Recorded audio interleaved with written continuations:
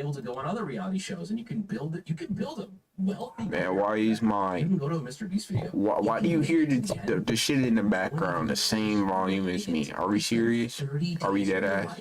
And no one will even like, what is the point of all this? His videos too big.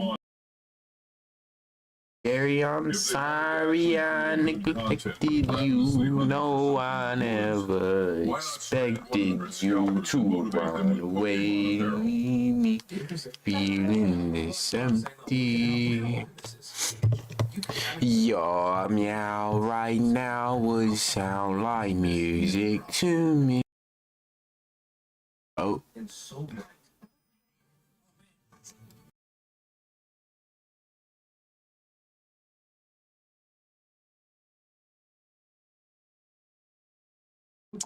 God, I'm on 1 HP right now, bro. This California heat just hit me like a fucking truck, bro. It's like 96 quintillion damn degrees outside, dog. They're actually trying to cook us alive out here, bro. They said, I seen an ad the other day, they're trying to cut down on the homeless population. Damn right, bro. They're trying to cook them niggas alive. Turn up the heat in this bitch, bro. Put this bitch on high like a young. Shit is not okay. It's not okay, bro. We are actually melting over here, cuz.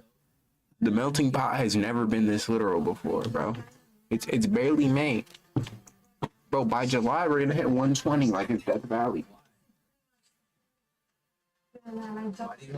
Gary, I'm sorry I neglected you, though I never expected you to run away and leave me feeling this empty.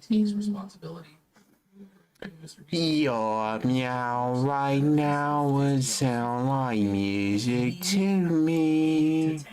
Even then, that's a lot to something, feelings, deep. I'm just kidding. I think I hit it first. Gary, come home. Gary, come home. Gary, come home. They shot it immediately. Something might get copyrighted, bro. 1-1. 1-1. 101. Uriel Garma build. Let's see what this about. Abe's baby. Oh. Oh, it's about them lame ass niggas. I'm down with that. There's some bums. The noob Minecraft experience.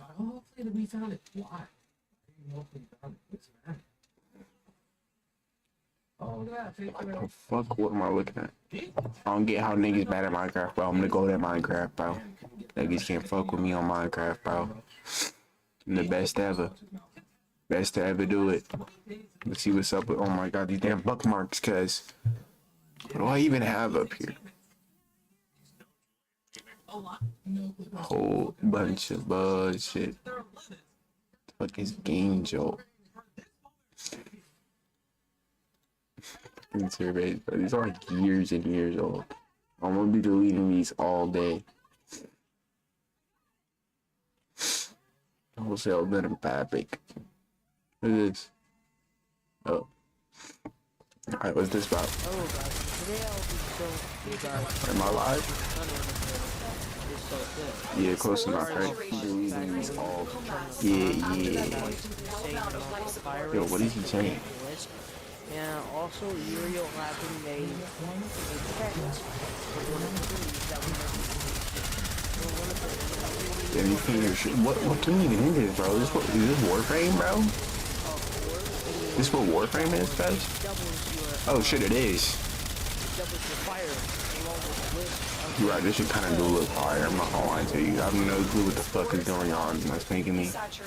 It's doing things that I can't say without putting an age restriction on here. I don't give a fuck about how their air dribble go easily. Hello guys, today we're... Oh, I'm sorry. Hi. What are we doing today, bro? Sorry. Okay, you're good. Alright. Hello guys, how you doing? Hope you guys are doing well. I'm good. We good. Afternoon or evening? It's 4:30 for you. It's like a stream bot or something. Whoa. Yeah. So I'll be maining Magyar. I've been maining him for a while now. Oh shit, It's okay. been like 4 weeks. I started maining him back in March. It is now April. Dog, that is a... Wait, no. I was maintaining both, but I was using Potfar. That's a little bit more than 4 weeks, dog. It's like 2 months ago. Potfar is a pretty fun character. You can make a lot of clips with this character. But I prefer Magyar since he's harder to use. And plus, I don't know how to use Great Sword yet, so that's a lot mainly using him. So, I know Gian, yes, he has much more style and... Bro, this nigga has every skin in the game. Oh my god, that's pissing me off. I want those skins, cuz. Share the skins, cuz. See what this guy has to say. Is this the guy who made the algorithm video? There is a virus infecting the internet right now, and it's not being talked about enough. Streamers. It might sound stupid, and I mean it is stupid, but the symptoms of this virus are just now becoming clear to me, and they're scary. Wait, hold on, does that leak my shit? Have reached a level of influence that the Did internet I just leak my... Bro, could you like not fuck... could you not fuck me over like this, bro? Let me pause the damn video. Damn. I just leaked. So you just gonna break my shit. Cookies, history, style edited. I don't see no IPs, nothing. Shit, nothing the system reset won't fix. We good. We go to you. If you walk a spit bars, holiday zombie this hard and can't get your cars right and left. My mama made me a star, I just had it too hard. But I died again. I'm thinking God could have died in the pen. You haven't been against the odds I got bad. You haven't been where I been. I never fall, never been. Andrew Tate method of mass clip farming and spreading clips on all platforms. Someone like me, who's never actually watched a stream, is constantly being fed clips of these guys. You know, like I'm a grown man who knows who Kai Cenat and Duke Dennis are, right? But what's even more alarming is that I feel like that's not crazy. Like, I feel like that's not crazy at all. He says that, like, it's one thing is, you know, like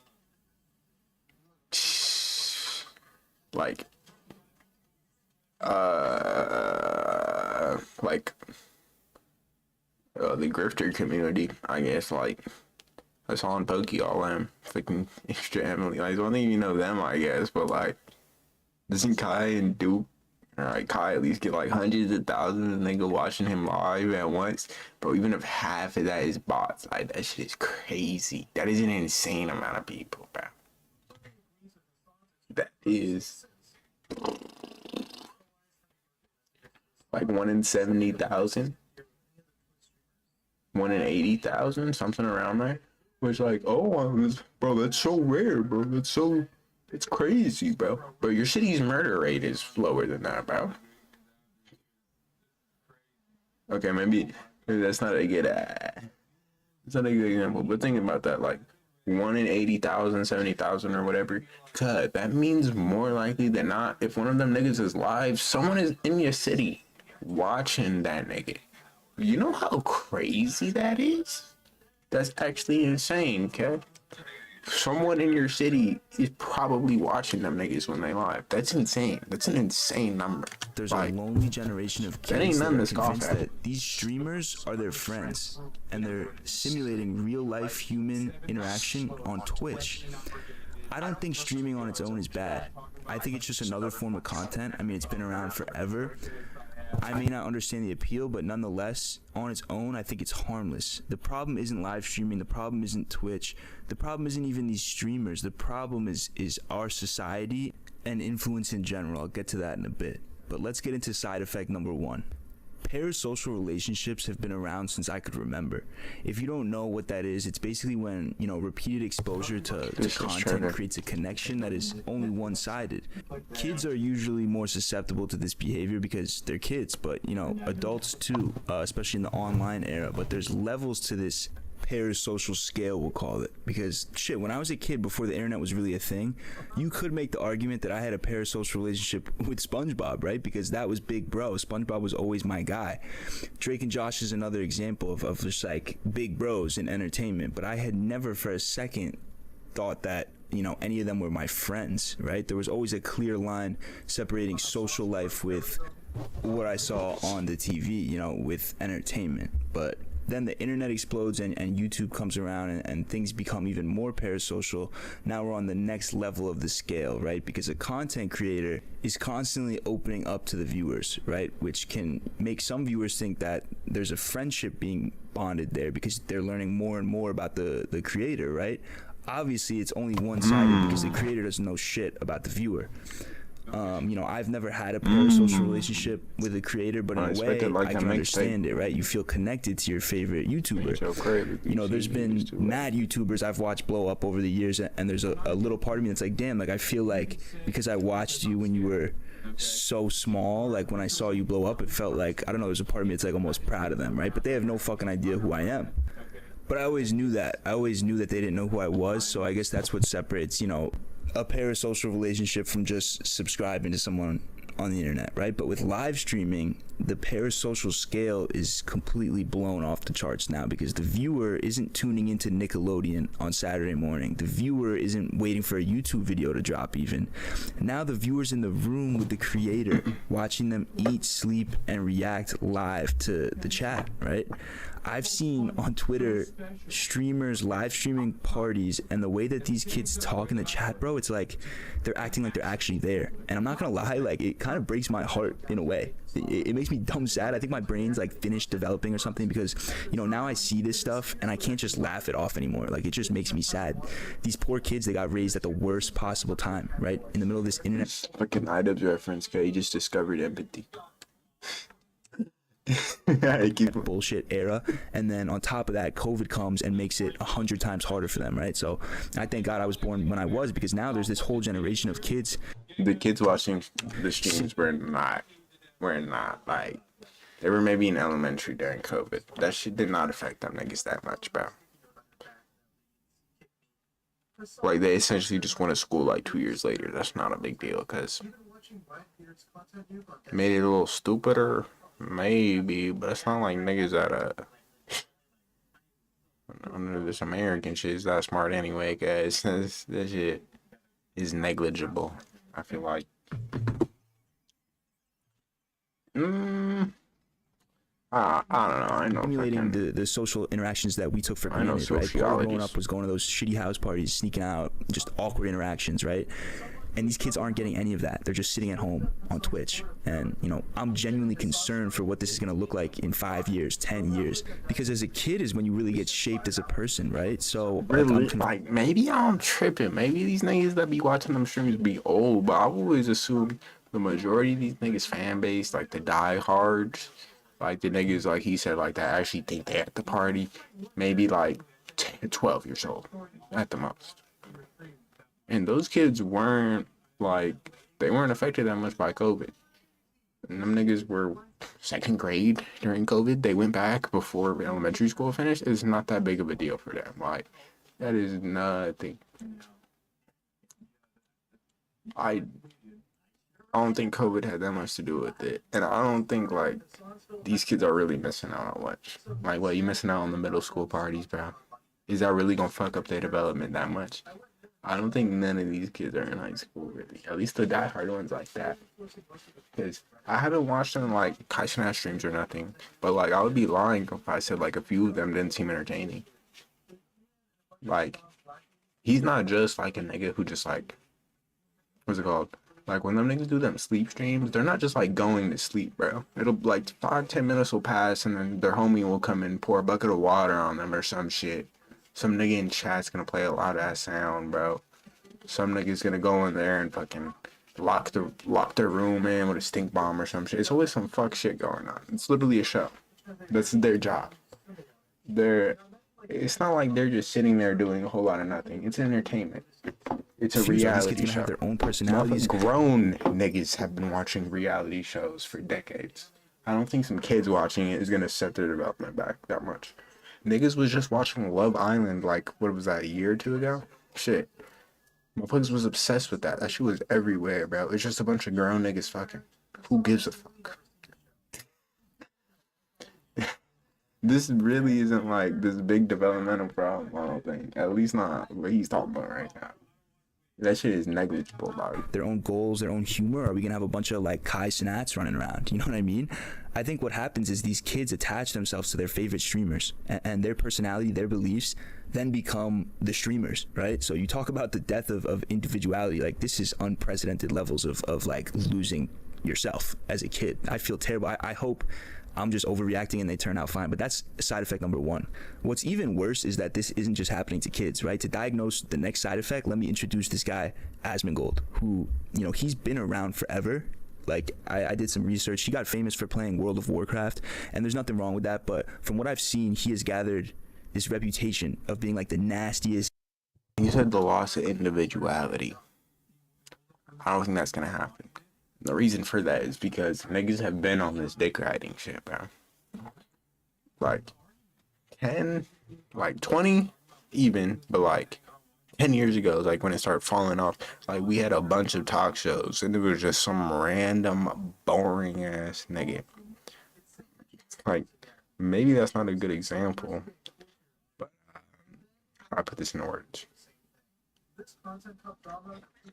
Basically, yada yada. We've had a ton of people who just like have these diehard fan bases, and a few years go by, they don't have a bunch of people acting like them. They don't have a bunch of people doing shit like they did or nothing.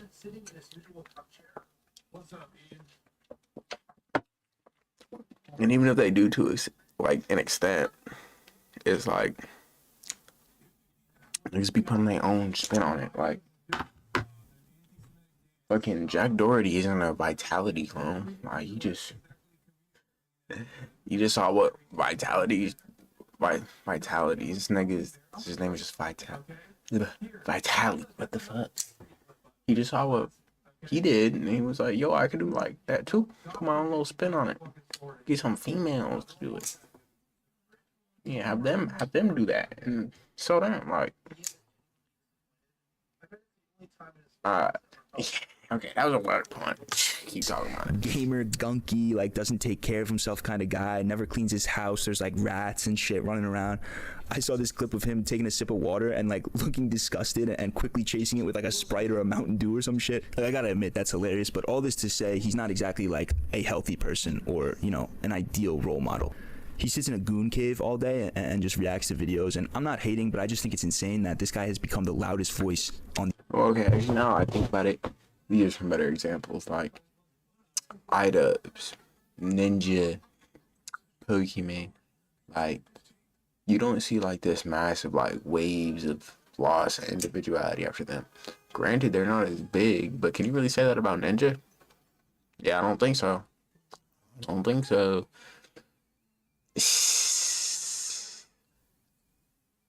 Like, them kids are just gonna grow out of it. Like, they gonna have their favorites for a bit, but they gonna grow out of it. You know? No. There's always gonna be people who are just kind of like NPCs. Pokemon has been the biggest streamer for like a decade now, just because there's a bunch of NPCs that watch it. It's not like they were all youngins when I first started watching them. Half of them were like grown ass, weird ass niggas. The youngins are gonna be the ones who are gonna grow out of it. The niggas who are 30, 40, 50 watching her, they've always been like that. They've always gonna be like that. The youngins, they gonna move on to some other shit. They gonna move on to a better use of their time.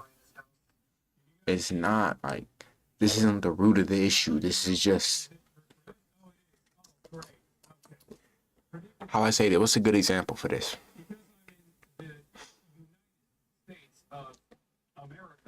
Yeah, I don't know how to say it, but it's not the root of the issue. This is just the visual. This is like what you see. A dude serving crack on the corner. Yeah, he the one giving it out right there. But someone else gave him the hookup, and that guy is hooking up everyone in the city. That's the root. The streamers is just the dude on the corner. internet. I'm serious. On Google, the search Asmongold is being looked up more than NBA, which, by the way, is in the finals as I'm recording this video. We live in this nutty timeline where this gooner has become, He said nutty. the most influential voice on the platform and on Twitch. And all he does is react to, negative emotion provoking news and media all day. And millions of people are listening, right? Like, if you look at these videos, and these are re-uploads, look how many views these are getting. I think, whatever you want to call this side effect and what it says about where we are, it's just almost worse than those boomers that'll sit there and watch the news all day. They'll watch. It's been like that, though. Like, that's not... There's a lot of things where you can say, like, how society has progressed for the worse. This is something that has kind of been a stagnant problem. Motherfuckers will just pick some guy that they like for no good reason, and they'll just listen to or support them for whatever reason, for no reason, just whatever they have to say. There is not a single American president that you can say wholeheartedly is a good person who did good things for the American people compared to the bad things they did. Since JFK.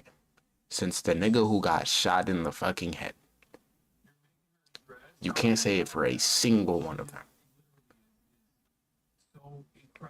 Maybe. There's maybe one. Shit. Maybe you can sneak in maybe even one right after JFK. But if you think Obama's charismatic, I don't think he's some spectacular president or anything. Or even like he's like a shining beacon of hope compared to everyone else. I mean, compared to the guy we got now. But that's like, if you don't think Obama is a good person, then you agree that we haven't had a good president since JFK. I don't really think Obama's a good person either, if you did catch my hand. Fox or CNN all day, right? Everything he says, millions of people instantly agree with. But what's crazy to me is, from what I've seen of him, it's not like he really has a strong stance on anything. He kind of just goes back and forth with these really basic takes, and then sometimes he'll say something. But that doesn't really matter to the millions of people that are watching. It's almost like whatever comes out of his mouth is instantly based to them, right? And look, people are obviously solely responsible for what they consume, but just think for a second. What do you think the impact would be on someone's mental health after sitting there and watching this dude's reaction videos all day, right? To the horrible shit happening around the world. How do you think they're going to feel after, more positive or negative? I'd say negative, from the outside, and I could be wrong again, but what it looks and feels like is that this dude is doing the political framing and thinking for all these people in a stronger way than the major news networks that we're used to, right? We're used to them influencing political beliefs and manipulating people, but this is newer, this is stronger. No, this is a good point, but this is not, he's trying to make it seem as if this is a completely new thing, or like this hasn't seen this level before. No, we just haven't had this kind of peer-to-peer connection before, which really isn't a big deal. Like, before we had our phones, niggas still had the TV. Before we had the TV, they had the radio. Like, it seems like a big step to us, but in the grand scheme of things, it's the same shit in a different form. This is the same as it was before. People listening to Joe Schmo because they like Joe Schmo. It's not a new thing. Is it an issue? Yes, but it's not a new issue. I wouldn't even say it's an issue that's getting worse. I would, but not even in like the online sphere. I would say it's getting worse in the political sphere. 20 years ago, we kicked a nigga out the office for getting top in the Oval Office. Now, the age of consent is a recommendation. And shit. And this is past influencing. This is identity shaping, right? It's easier to absorb someone else's worldview than it is to actually form your own sometimes. And I've talked about this before. It's never been easier to become an NPC than it is right now, right? And just drown out independent thinking. A lot of people find it easier to just run content in the background of their lives, whether that's a podcast, a stream, a video. If it's on in the background, they don't have to sit with their own thoughts for, 5 seconds. And, myself included, I talked about how I used to always need something in the background. I need to always listen to a podcast, YouTube video while I'm at work, while I'm at the gym, while I'm walking around. And it wasn't until I tuned that shit out and started listening to my own thoughts that, you know, I noticed all these benefits mentally, right? So that's the reason I bring it up. It's like, I just can't believe that, you know, the millions of people that are consuming this every single day, and clearly there are. I showed you guys the views. Like, I don't think this is good for them. But like I said, we're all responsible for what we consume. You know, I have no business. If Asman wasn't like saying entire groups of people, like just because of where you're born or what, basically essentially what color your skin is, that you're a terrorist. If he wasn't saying that type of shit, I wouldn't have a problem with what he's saying, even though I disagree with it. The only reason I have a problem with that is because he's just inciting hate for no good reason. What is my point? My point is, the problem comes down to more niggas can't think for themselves rather than, oh, this guy's telling his opinion on something. Because that in and of itself is not a problem. I can go look at the most, like, racist, degenerate, closeted guy. Nothing wrong with being closeted, but that's like half of them super racist for some reason. They're all little twinks. And even though I disagree with 99% of the shit he says, even if half the shit he says straight up isn't true, that 1% of the time, he can still spit some facts and he can make me think, yo, I didn't think of it that way. Or, wow, this dude's wrong about everything else, but he's dead on this. He's 100% correct. Because I can think for myself. Do I always? Nah. Sometimes I just don't give a fuck. But the point is, a lot of people are just straight incapable of thinking for themselves. And that is the real issue. That is the underlying issue. Just telling anyone what's good, what's not good for them. It's an observation from the outside looking in, right? Because he's constantly getting recommended to me. And from what I've seen, it's just, you know, negative content. The next side effect of this streamer virus is reaction content. The majority of streamers back in the day were playing video games, right? That's if I tell you 2 times 2 equals 4, even though you can agree with me, you shouldn't take me saying that and think it's true just because I said it. You should think it's true because of your background knowledge or because of research you conduct after. If I tell you 2 times 2 equals 5, you should know I'm wrong, or you should go and see why I'm wrong instead of taking what I say at face value. And even though I said 2 times 2 equals 5, if I say 4 times 2 equals 8, you shouldn't say that just because I said 2 times 2 equals 5, then I'm wrong about 2 times 4. I can be right and wrong at the same time. It comes down to you to figure out whether I am right or wrong or not.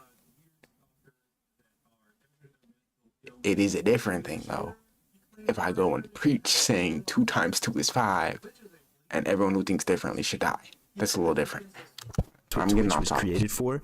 From what I've seen now, it seems like the majority of streamers are just reacting to other people's shit, right? Not all of them, obviously, but it's led to this constant recycling of the same videos, the same topics over and over. And, you know, I saw on my Twitter timeline someone reacting to a video of someone else reacting to their video.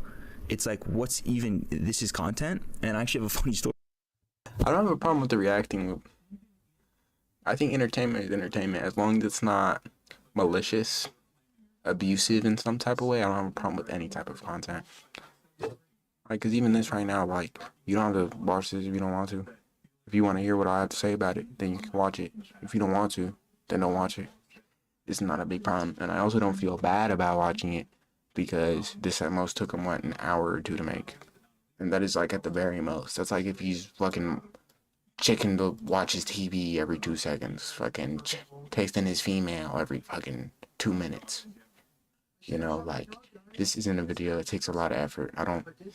There is no way in hell that I'm taking away from this guy's gain in any type of way by watching this video.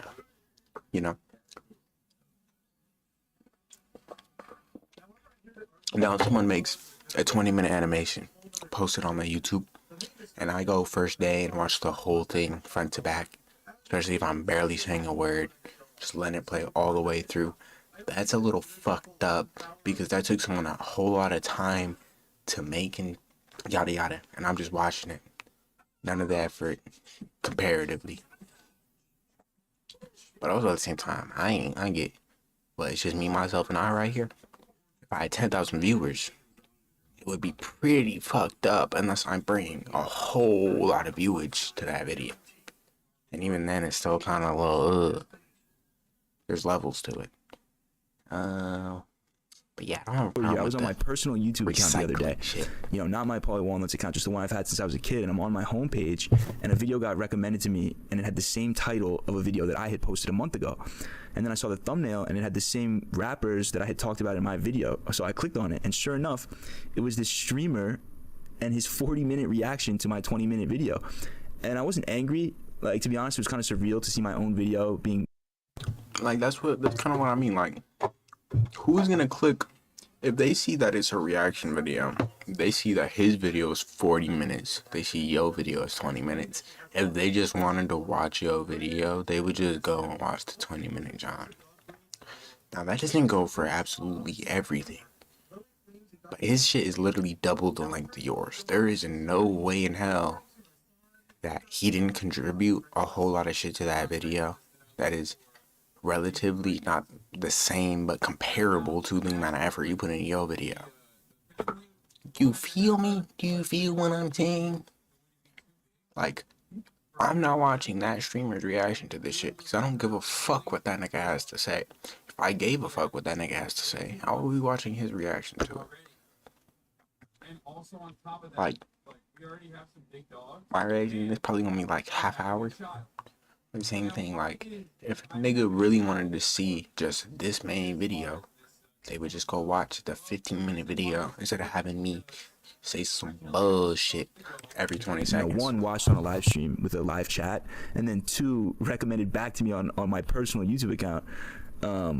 But, you know, the guy didn't exactly give me credit. You know, he said some nice things about the video, and like I said, it doesn't really bother me at all. You know, I don't need his credit, but I will say I do think it's interesting, right? Because from my 20-minute video, this guy was able to, you know, first react to it on his stream for 40 minutes, and then re-upload that reaction to YouTube and turn it into a 40-minute YouTube video. I think about it that way, and I'm like, damn, where's my check, big bro? Like, that's a... Brother. It would be one thing if he just, like, didn't put in, like, your channel at all, but, like, it's like the same shit right here. Like, you can see this nigga channel, this nigga, this video, like, it's not even, man. Like, if people cared that much more about the video you're making rather than the reaction to it, then people would come and watch your other videos. Especially, it's not like these videos take you a month, even a week to make. These are like, once again, hour, 2 hours at the most for these videos. He's acting like he's just doing straight raw re-upload. Bro, he put in, what, damn near, if not about the same amount of content into that video as you did. Like, sure, yeah, you maybe wrote a script for like half an hour, but like, it don't even really seem like you doing it. Like, it seems like you just got some bullet points. I'm not trying to discredit, bro, but I'm saying, like, if I make a 10-20 minute commentary video, I have no right to tell some nigga he can't react to it because it's just a commentary video. It's not decent amount of content that I just gave you. I'm joking, but it was crazy to see because he basically just agreed with all the points that I made in my video, and that video didn't get a lot of views, but I put a lot of time into that video, just like the media points. literacy I of put a lot of thought toddler. into it, right? They were, in my opinion, strong points. So to see this guy react to them and his chat be like, "Wow, you're so right about that, dude. Like, how did I not think about that? Like, this is why I'm sub to you. Like, these are," and I'm like, "Wait, these are my fucking points here, guys. Like, he's just agreeing with them." No, the so if you think dick about that on a riding is larger crazy. scale for these other creators who put way more effort, you know, than I do, it must suck to see someone else kind of reaping the benefits of your creation. Cause yeah, there's definitely layers to it. Like, I could just be like, watch this nigga video and be like, damn, that's crazy. Yeah, he's right. Bro. Or just like give like a 10-second example and then keep it playing again. Like, there's levels to the reaction shit. There's levels to it. Some of these niggas just be getting up, walking away, then the whole video play through that ain't theirs. Especially if Some they're getting, you know, highly more edited ass exposure shit. and they're not credited. Shit that had a whole production team behind it. They just gonna let their whole viewer base watch that shit while they go and get their fucking Uber Eats and eat in the living room so they don't gotta come back and do their job. You, things like that. But, you know, I guess the other argument that could be made is like any exposure is good exposure, right? And honestly, in this specific case with me, that's more where I'm at, but it is a new problem, right? A streamer can say 5 words over, you know, the course of 20 minutes and re-upload that to YouTube and get a bag for it. And, you know, I think the reason that it There's levels to the re-uploading and reacting shit. Like I said, like an animation. it's a lot harder to justify you reacting to a whole animation, especially if it's like something long. It's way harder to justify that. Commentary video, pretty easy to justify. Body cam video, hilariously easy. It's a public domain video. You spent 20 minutes cutting at the most, put AI subtitles over it, and clicked upload. That is not anything that gives you the right to say, I can't react to your shit, bro. Because at that point, you could just what? You could just send me the link to the original body cam, and I can just skip through it myself in 20 seconds. Like, it's not a big deal. Bothers me a little bit is because it's not there's levels to creating, it. There's layers. Right? It's like you're a creator, but you're not creating, you're just reacting to someone else and profiting off it, right? Which is a perfect transition. We're talking profit. I'm not sure a lot of people realize just how much money that these guys are making, right? The revenue from streaming, the revenue from donations, subscriptions, that's one piece of the puzzle. You know, there's that funny ass clip of Ninja from like way back where he's like, thank you for the gift. Like he just says it really quickly. It's like some kid probably just donated like his mom's last paycheck to him. He's like, thank you very much. And just keeps playing. But like I was kind of just saying, the stream then gets chopped up and turned into a million videos, and those videos get uploaded on all these different platforms, and that takes it to an even crazier level, right? This is unprecedented amounts of money just from the content alone. And then you got to remember, like, these guys have reached the newest, highest level of influence, right? So what does that mean? Marketing firms, record labels are obsessed with influence, frothing at the mouth to throw money at these guys, right? So a streamer like Kai Cenat will get offered hundreds of thousands of dollars by record labels just to react to their new artist album on his stream, right? And Aiden Ross kind of pioneered having artists on Twitch streams, and you know, ever since then, every label, every artist is dying for the exposure they could get from these guys. So what does that lead to? You know, dollar signs. And I'm not hating, like it's awesome that these guys are able to make this money. I'm just, you know, stating the fact that this is a new level of money that these guys are touching, right? And I can't emphasize enough how strong of an influence that these streamers have over these kids, bro. A couple years ago, Kai Cenat tried to do a meetup in Union Square, and he posted, you know, he was gonna give away some PS5s, and it turned into a fucking riot because thousands of kids showed up, started going nuts, climbing, throwing shit, burning shit. They had to deploy like 1,000 cops to shut it down, and it became a national headline, bro. I'm not sure what other influencer would be able to create a buzz like that in New York City. I literally can't think of one. Actually, no. The Knicks winning a playoff game, like, that's the level of chaos that ensued, but this is just from one dude that has the power to do that, bro. Yeah, I don't know about that, bro.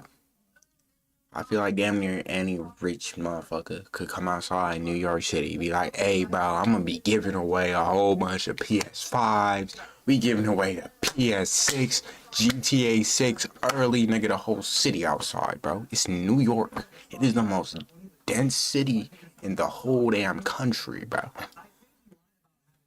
And they have, oh my god, they actually have, you're not gonna believe this if you live in the rest of the country, and you're gonna be surprised that this is a shocker. If you live in a normal first world country, they have actual public transportation in New York. So, you know, you can like go places instead of, you know, spending 3 hours in traffic and about $30 of gas to go 30 miles, 50 miles. And New York ain't even that big. Like, it makes sense. Like, it makes sense that he can get that much buzz, bro. He just had an outside event in New York where he was giving away shit, bro. Yeah, everyone and their mama's gonna come. Clearly, bro. It's not, if somebody pulls up in my city right now, he says, oh, we giving away a whole bunch of PS5s. I'm there too. All I gotta do is hear about it. Give me a little PS5, bro. I know niggas gonna be turned anyway. Like, I'm going to. I almost can't even blame him. Like, I don't think he realized himself until that moment, like, the influence that he has. Like, he can't be doing meetups, right? Then you have, you know, someone like iShowSpeed, who's like literally a kid still and has reached levels of stardom, you know, we've never seen. He's famous in every corner of the world. I saw clips of him getting chased by these massive crowds in China, bro. Like, I didn't even realize they were allowed to use YouTube and shit in China. Like, he's famous in Brazil, China, Portugal, Mexico, all over the world. It's not like the celebrities or these athletes that we looked up to as kids, right? The difference is kids now really feel like they know these guys, right? They're attaching their personalities and their morals to these guys. Like, I saw a TikTok about how Kai Cenat left the BET Awards. Instead of going to the after party, he left. And everyone in the comments is like, oh, Kai Cenat's a man of God. This is why we love Kai. You know, first off, let me just say I hate myself for even knowing about this, but this is my point. Is what I was trying to touch on in the beginning. Is like, it's almost become unavoidable on the internet with the way that these clips get posted on every social media. It's like, first off, why do I know that this exists, right? But the reason I'm bringing it up is because it's like there's thousands of comments acting like they know this guy. I mean, he's getting praised in the name of the Lord. I can't even say with a straight face. He's getting praised with the name of the Lord for not going to a party. Like, imagine how different the world would look if, like, emergency workers, paramedics, doctors, people who are saving lives every day were praised like that, right? But in all seriousness, That's actually crazy, bro. Imagine being him, bro. Like, you don't go to a party and, like, motherfuckers talking about, bro, he's the second coming of the baby Jesus, bro. He didn't go to a party. This time it's for like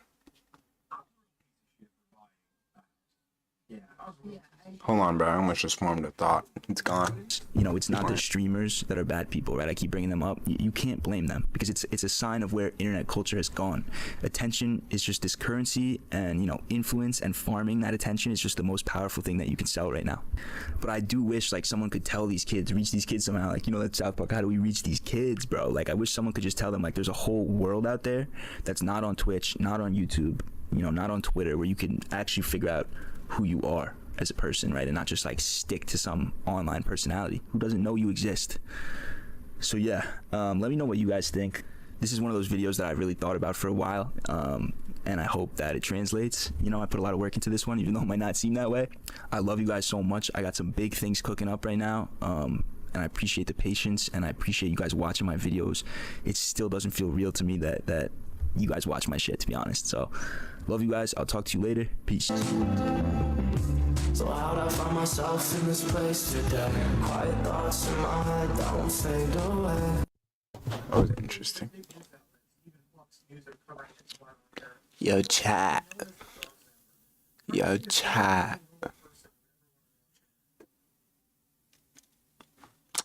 I feel like a 60-year-old man watching these new kids grow up, and I'm only in my 20s. Huh. Wouldn't that mean like you're literally Speed's age, bro? No, no, he's LARPing, bro. He's in his late 20s, bro. He's LARPing. Because these people have always been inseparable pieces of shit. During COVID, Hassan recorded a podcast that Pokey made and really hate you. But a message went up on Bro, if you were here for that, like, people were dick riding Leafy. Where's that at now? You don't see none of that now. It's almost like kids being phases, bro. Kids just obsess over celebrities. Celebrity culture has been a thing forever.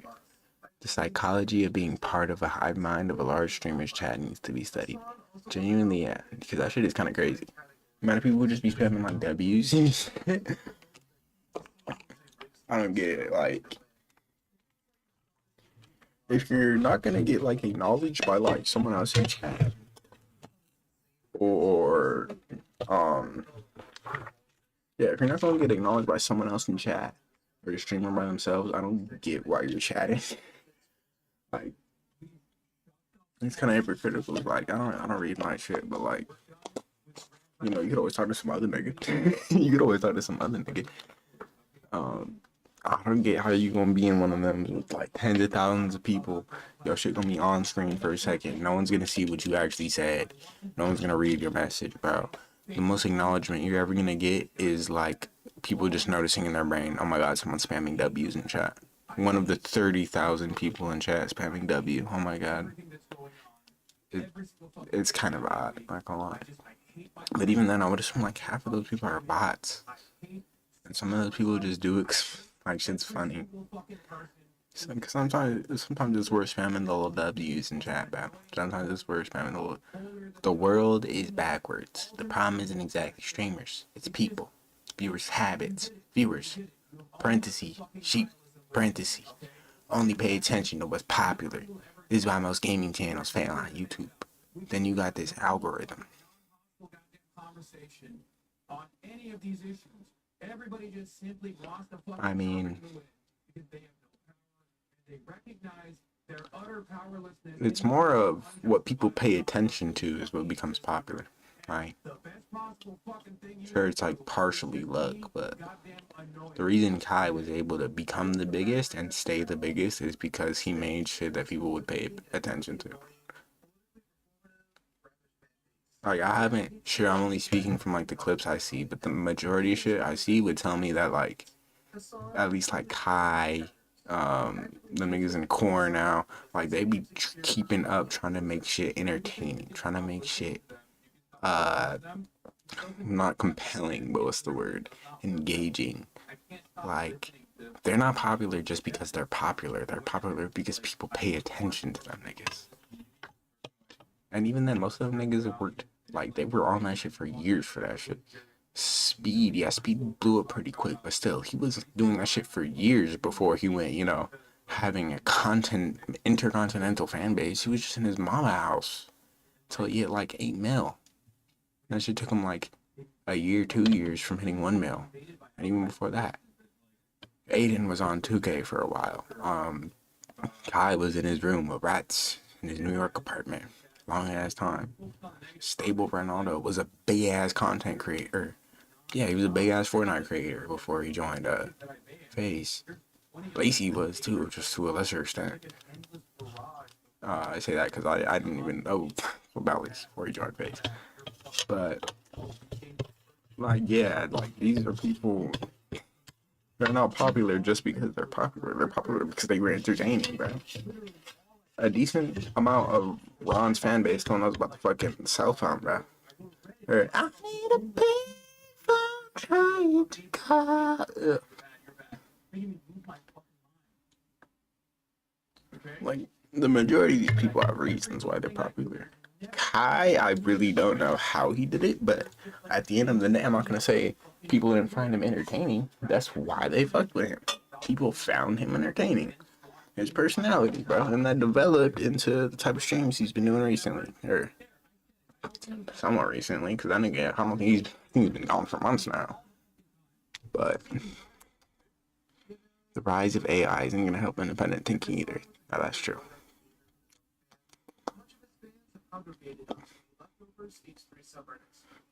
Forget how nice Sniping and Ghost was. Makes you forget about how shit everything else was. Oh, those maps. That was like, out of all the Call of Duty multiplayers I've played, I think that's the one I remember the least. So out of like the new ones. I think the last live stream I watched was when E3 was still a thing. Holy shit, Grandpa, it's time to retire. Holy shit. Podcasts and streaming are generally a total snooze fest. At the lower levels, 100%. Even podcasts to an extent. Like, a lot of podcasts are genuinely just saying nothing.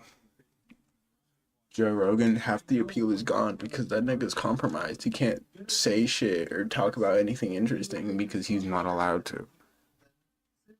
And then small streamers and shit, you'll see a lot of time, like, I don't want to do any friendly fire here, but you'll do a lot of time, you'll see niggas talking about, oh, it's impossible to be a small streamer. Like, it's all luck, or the struggle is so real, like, you don't grow at all. And it'd be like, I seen this one guy, he was talking about that shit. I seen, like, one video he's talking about, like, it's so hard to grow as a streamer, like, that shit's impossible, like, it's all luck. Like, I've been doing this shit for months now, like, consistently streaming all day, every day, no growth. His whole account was like that, bro. His whole account was like that. Why the fuck would anyone want to watch a guy whose whole shtick is just like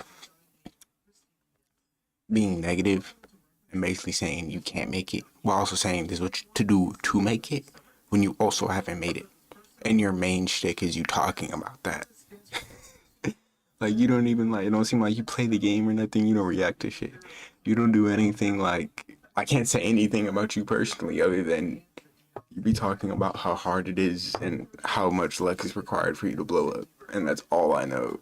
That's all I see. That's all I see on your account. Like, you see a lot of shit like that. A lot of people talk about they can't blow up or super oversaturated, and they're just doing the same basic boring shit with, like, seemingly just no desire to grow because they're doing the same basic boring shit that everyone else is doing. Why would you expect to be the one person to grow while doing the bare minimum? That doesn't make sense.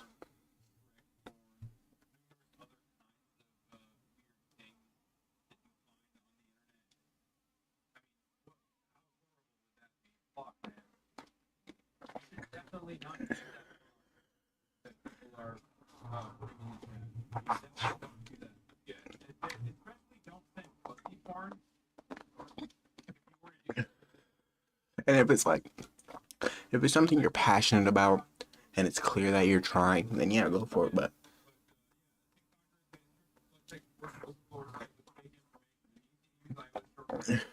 all I took from that nigga videos was like, it seemed like he was tired of it and like he didn't even like doing it.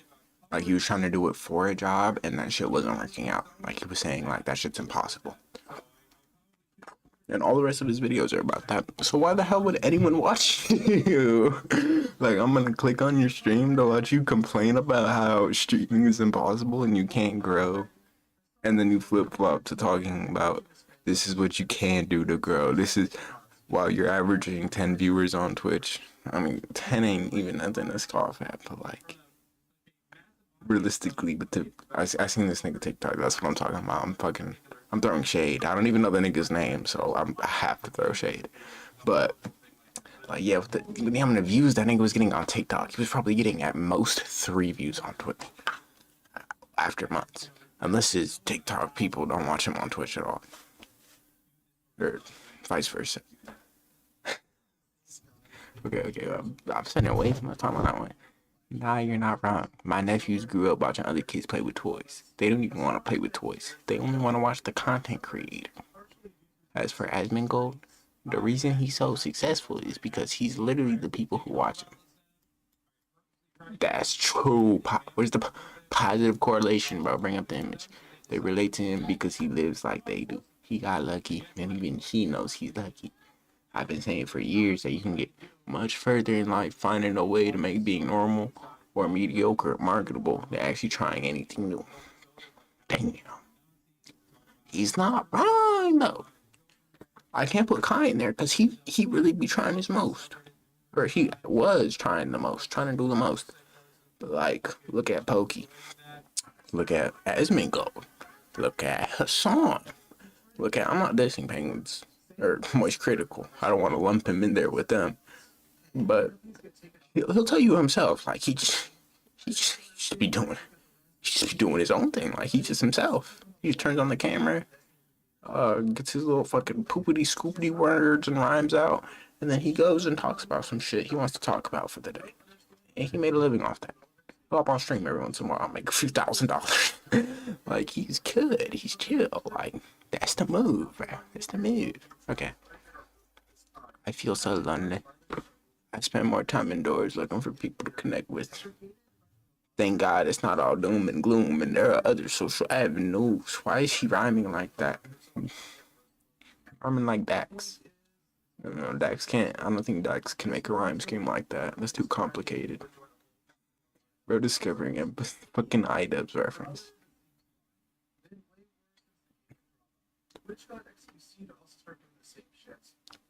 Jen, I have to see what he means by this, cause like I'm sure there's people out there like that, but like if I was watching a stream and they're at a party, like I'm gonna be talking like like the type of shit I would be saying could be interpreted as like I think I'm there, but I might just be like making jokes with other niggas watching this shit, like it's a reality show. Like the same type of shit I would say if I'm watching a reality show or a normal show, and like I got the homie right here or my girl right here. Like the same type of shit I would be saying. Like I need to see what they're actually saying for me to like tell if they're actually like kind of thinking they're in the party or if they're just commenting on it, like putting themselves in it for the joke. Like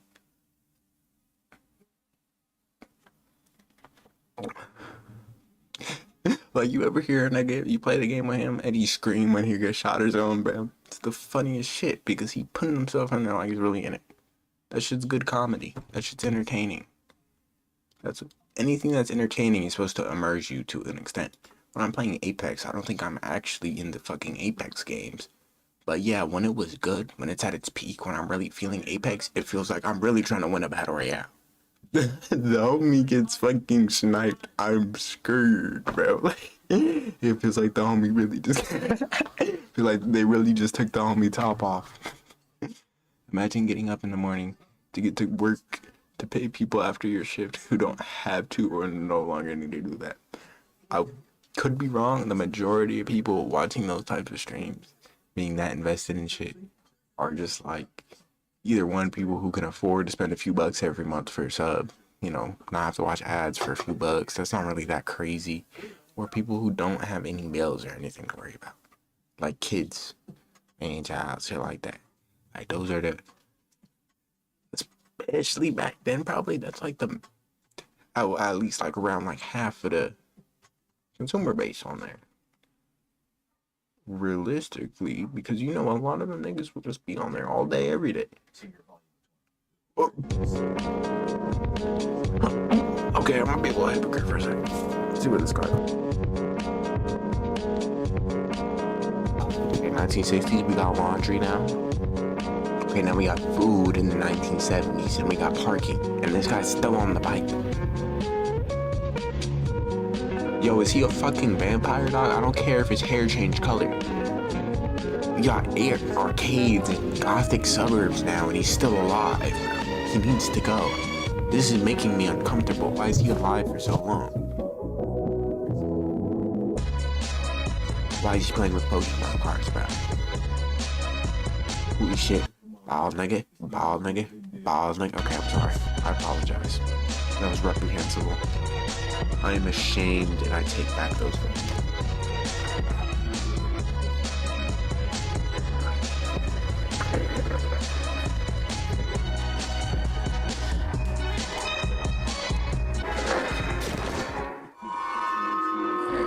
This whole platform feels like a symptom of loneliness. Like people want company. I actually watch your streams every fucking day, just so I don't feel lonely. I'm addicted to forming parasocial relationships with female streamers on Twitch, especially the Asian ones.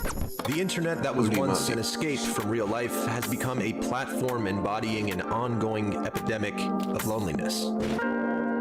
In my last video, I explored the virtual companionship sites like OnlyFans provided to mostly lonely men. And as many of you pointed out, these pseudo-relationships span across the entirety of the internet. Live streaming on platforms like Twitch closely emulates the dynamic of friendship and community between viewers and streamers. This guy's using too many big words. I don't know what the fuck is going on.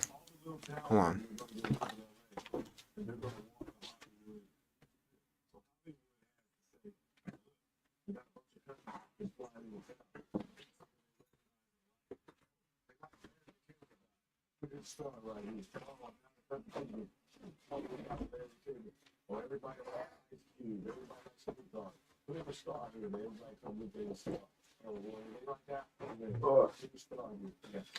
Fucking some youngins outside screaming, bro. They sound like them damn drones. They got them. They got them the crane, bro. Like I pop out the window, all I hear is. That is not how they sounded, but that's all I hear though, cause straight. Okay, that's not how that sounds. Okay, play the damn video. The illusion of a social relationship. Viewers are drawn to streamers' personalities and for the opportunity to interact with them, even if they are limited to only using a chat box. A live stream broadcast is not designed for one-on-one interactions. It's designed for an audience. So in trying to make sense of this gap, I decided to interview a few streamers, some large, some small, as well as viewers of theirs in order to explore their perspective on the strange social landscape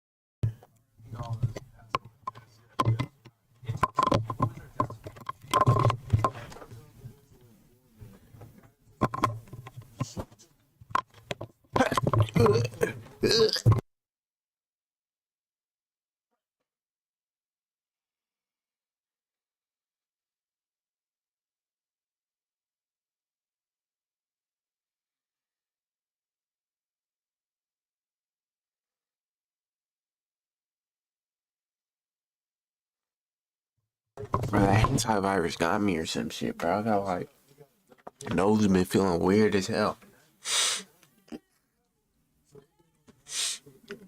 Like I got some motherfucking like in my nose, some little tiny dude like in my nose playing with my mucus, like it's like I don't know, like he's like milking a cow udder. Like that's how we up in there with my mucus, dog. It's not okay. It's fucking disgusting. Yo, I just blinked while like looking at this image. That's so fucked. Oh my god, it's like an epilepsy warning when I'm shutting my eyes, dog. That's not okay.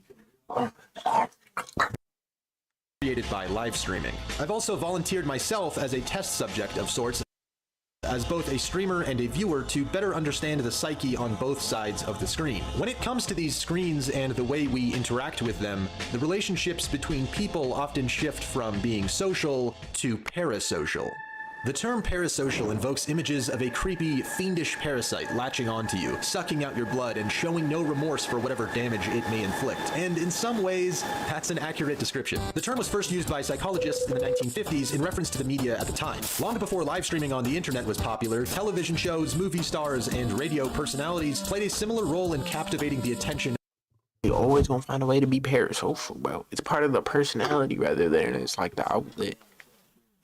Like, I don't think live streaming brings it out really that much more. I think it's just live streaming is the perfect place for that to congregate and for that to be like super visible. Like, because before live, like literally right before live streaming, it would just be niggas in Instagram comments or something.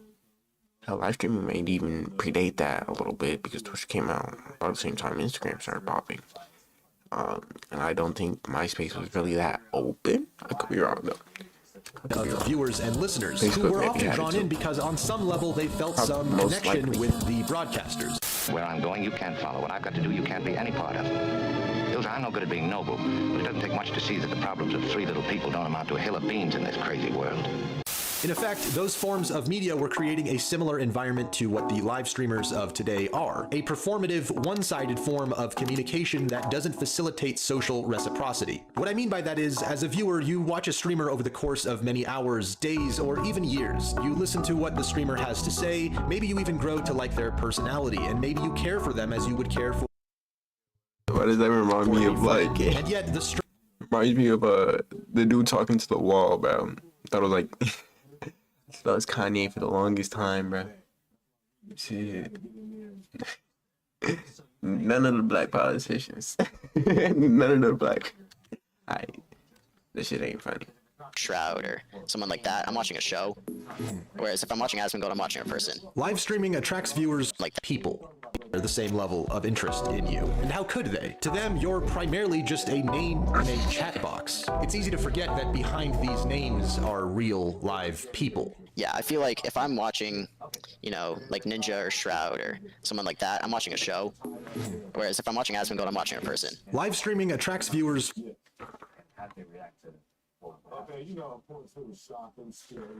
Maybe I'm wrong. I feel like it's kind of questionable to put that kid in there without blurring his face.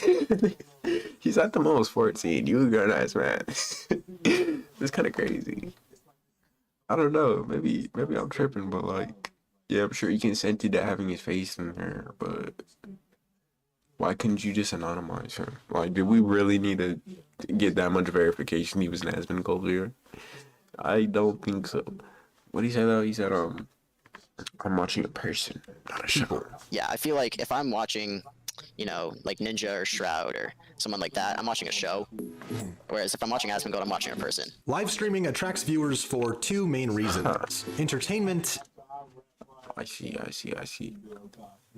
Because I kind of see what he means. Shroud really is like, either he puts on or he just naturally like doesn't give a fuck. Like he really don't seem to care about nothing. Like he's just naturally good at the game, so he's like, fuck it, hop on stream today, make some money, go back to sleep, whatever the fuck he does. And then Jill was really like trying to do the most. So I guess I see what he means. Yeah. And interaction. Larger streams with tens of thousands of viewers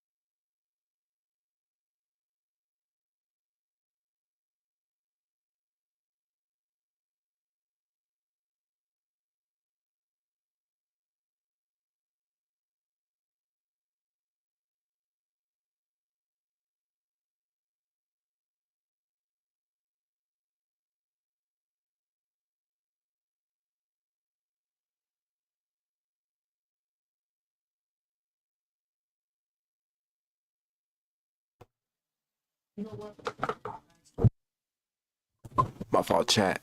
I gotta be like allergic to like one of my favorite greens, if you feel me. You catch what I'm saying? Cause like I'm over here sneezing like a biatch. Like, it's not okay. Anyway. We back. Back in action, biatch. Tend to crank the entertainment factor all the way up, but it comes at the cost of Are you just talking interaction about, like, with this kind of viewers. slimy So stuff what to, kind like, of social environment? Watch someone's video like all the way through. Yeah, nigga, shut up. I like occasionally do this thing called a hair warrant stream, where chat gets to choose like the color of wig. Streamers who only have like 10 people in their chat, you actually, for the more like most part, you become more akin to friends, if you will. If you're a massive streamer, you're getting like quadruple average digits. Even if you want to get to know your chat's going like brrr, like you can't even. It becomes really difficult for you. When you're small, you got 2 guys in your chat, and that's their name, just repeating over and over and over again.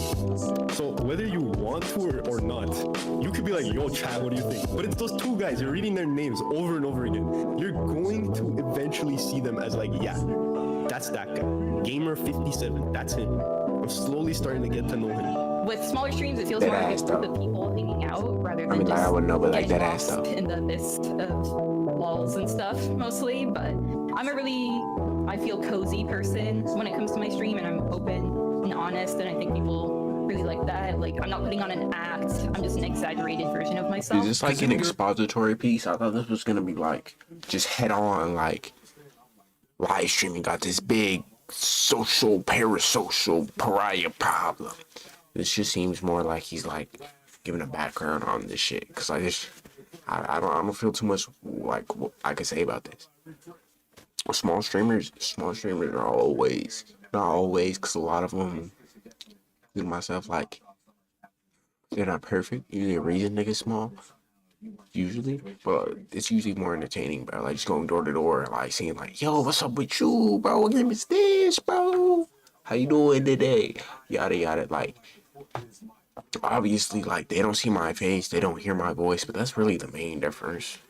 He's hearing what I'm saying, I'm hearing what he's saying. Some people don't give as much of a fuck, but some people really just be chill. Like they just be genuine, bro. They be like, you ask them like, yo, what game is it, bro? This one of my favorite games, bro. I've been on it since I was young, and it's called yada yada, bro. This one of my favorite parts about it. We doing one of my least favorite parts right now. It's whack, but this how it is. Like, oh, you see a lot of stuff like that. That shit's connecting. And with big streamers, not always, but usually. Honestly, I don't even know, cause I really don't watch it. It does like it feel more like a show. Like their job is to just straight entertain you, bro. High dopamine. A lot of people going for that. It's not too much of a problem. And Bobber WCC are both smaller streamers with active communities. By talking to them and their viewers, I got the sense that they were using the site with a mutual interest in forming meaningful relationships within these live streaming communities. It's a great way to meet friends, but not actually like be stuck there if it's an awkward situation. So it's like almost a social outlet for you, sounds like. Oh yeah, I stay in my room like 24/7. I rarely try to get out.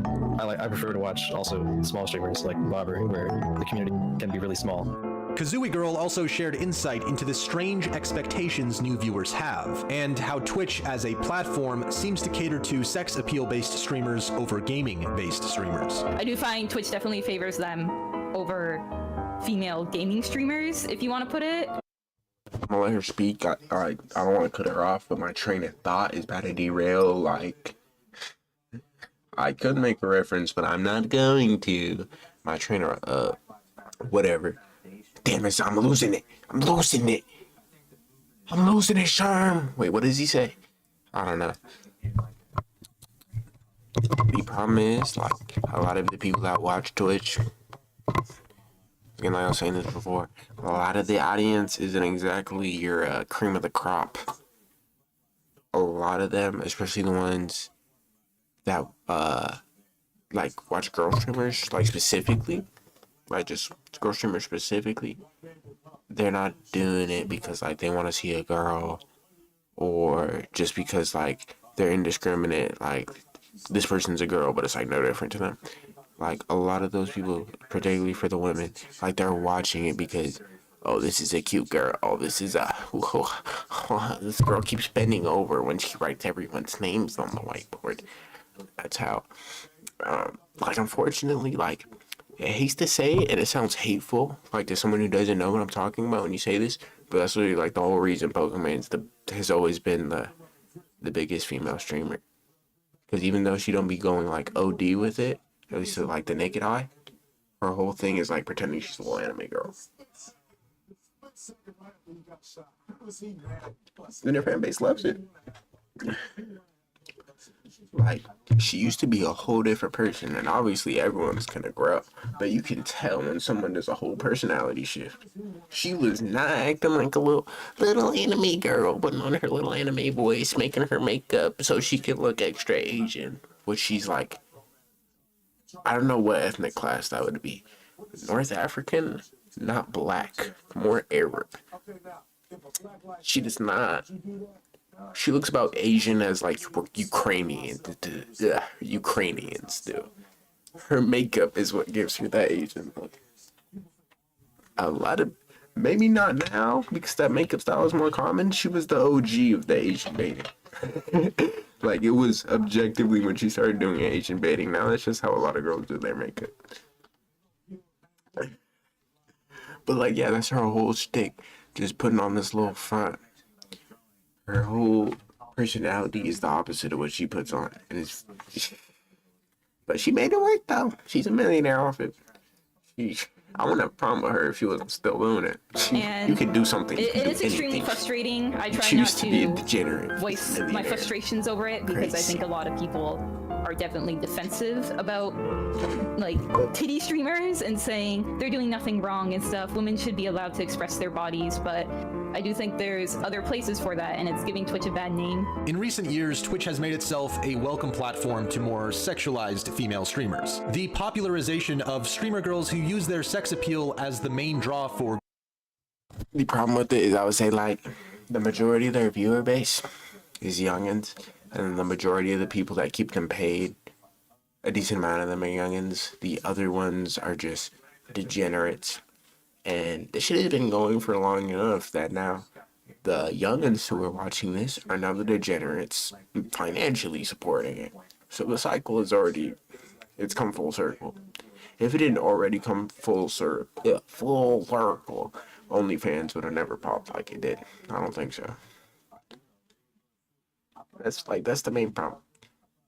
It relies on the youngins. It relies on the youngins.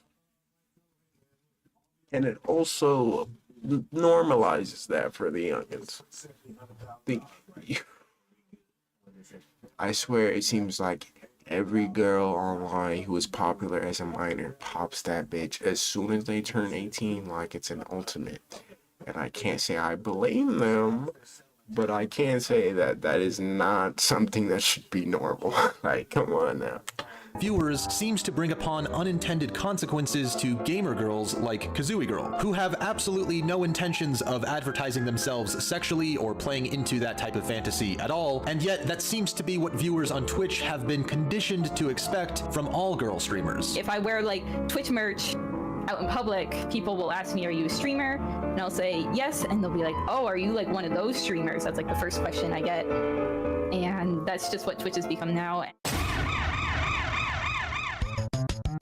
While making this video a fascinating case study directly tied to the abundance of suggestive streamers and parasocial relationships has come to light, and it's worth taking a deep dive into. A hardcore Twitch viewer, Eric Estavio, filed a civil suit against the site, seeking $25 million for regular exposure to suggestive streamers, provided by Twitch. It's also worth noting that he's sued Microsoft, Sony, Nintendo, and Blizzard in the past, and he's won none of those cases. Interestingly, in the complaint, it is stated that Eric suffers from depression, OCD, panic disorder, agoraphobia, Crohn's disease, and sex addiction. Due to this, he spends all day viewing Twitch streams, following a whopping 786 female streamers and 0 male streamers. He asserts that Twitch has exacerbated his condition by constantly displaying suggestive streamers to him, which he can't avoid being exposed to when online. It doesn't take a lawyer to figure out that lawsuits such as... But the thing is, like, you can't tell me that behavior doesn't start as a youngin. Could it have been an outside factor?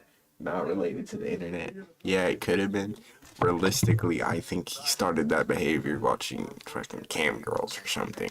In '06. Like, that's the whole problem. That's the whole point. Like, yo, but a lot of them are adults paying for it. What do you think conditioned those adults into doing that type of shit? You think they just, as a 26-year-old man, they just discovered the internet one day and just found that immediately? They've been doing that. They've been on that because people who do the stuff you did as kids. Or they're.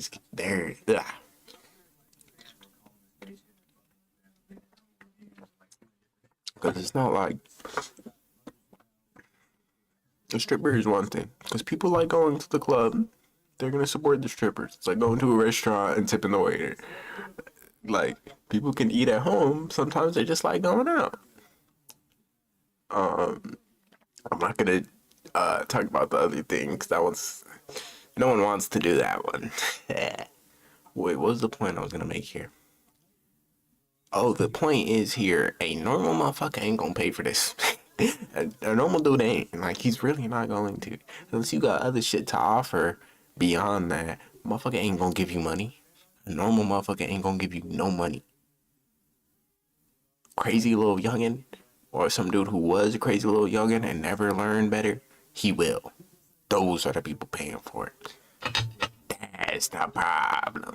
This one holds no legal weight, but it does serve as an interesting form of activism. Interestingly, this lawsuit, which ultimately is a statement of the power certain female streamers have over men, comes out around the same time as Twitch and YouTube's very own Me Too movement of sorts, wherein dozens of girls in these communities are sharing their stories and ousting men who were allegedly involved.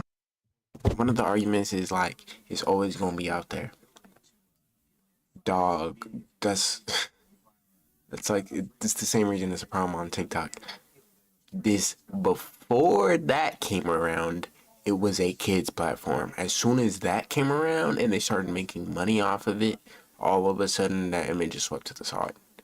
That's when adult stuff is okay, once they come around. Like, if you're gonna have an adult platform or have an all ages platform, have one. That should not be the turning point. And also, you should not keep treating the, especially like content that's legally supposed to be age restricted and looping it in with all the stuff the youngins is watching. You can't do that. That's not cool. In sexual misconduct. A few Twitch streamers have already been banned as a result of these stories coming out. Online platforms certainly make for a strange and tumultuous type of social dynamic. While more meaningful social interactions do occur amongst smaller streams, one of the most popular streamers on Twitch, Asmongold, has a more unique approach, making a point of trying to facilitate as much social reciprocity between him and his viewers as possible. Alright, Asmon, you take ads then. Oh, I'm taking ads? You'll take the ads then, Rob. Fuck, man. Encouraging interaction and community events despite having tens of thousands of viewers. I think a differentiation here that you could maybe use for me is that I try to look at people instead of fans. I look at them as viewers, right? Because it doesn't necessarily imply the same type of worship as a fan does. You know, fan is obviously short for fanatics. So I don't like that. I treat all of my viewers and just people that are watching my stream as just like guys that I would probably maybe hang out with or not. And if certain people I feel are being too attached in a way that I feel is unhealthy, and you know, in terms of like, I guess what you would call a parasocial relationship, that's definitely not something that I want to promote. But I think that having a healthy relationship with your viewers and even having that be a one-on-one thing is completely okay, as long as the people that are going into it both have the same level of expectation. I'd go and I'd do like a pickup group with Asmon, and like I said, I'd add these people on B-Tag after, and they just over time became like my regular WoW friends, and I wouldn't have met them if it weren't for Asmongold, which I think is something that I can't really say for a lot of other streamers. But when attracting dozens of thousands of live viewers, there's only so much interaction one person can provide. I had fears that one day I'm just going to fall off and I'm not going to be entertaining anymore, and that people aren't going to want to watch me, or that people aren't going to like me. Mizkif is one of the largest streamers on Twitch, but unlike Asmongold and many others, he got to that position in a very short amount of time. When I feel like people like me, Poke, Greek, XUC, we have this relatability of people that they feel like they could be friends with, people that they feel like they could know, and that makes them more inclined to watch us over other people. I think the reality is this: when it comes to Twitch, you can never blame the viewers. You can't blame 10,000 people. Like, it's just not a thing. You can't blame your chat for anything because the reality is. Okay, the thing I get what they're saying now because you can never really know a nigga like that through the camera. Like, I know man, I know man. I guess like the way he talks about it is like people actually like grow to be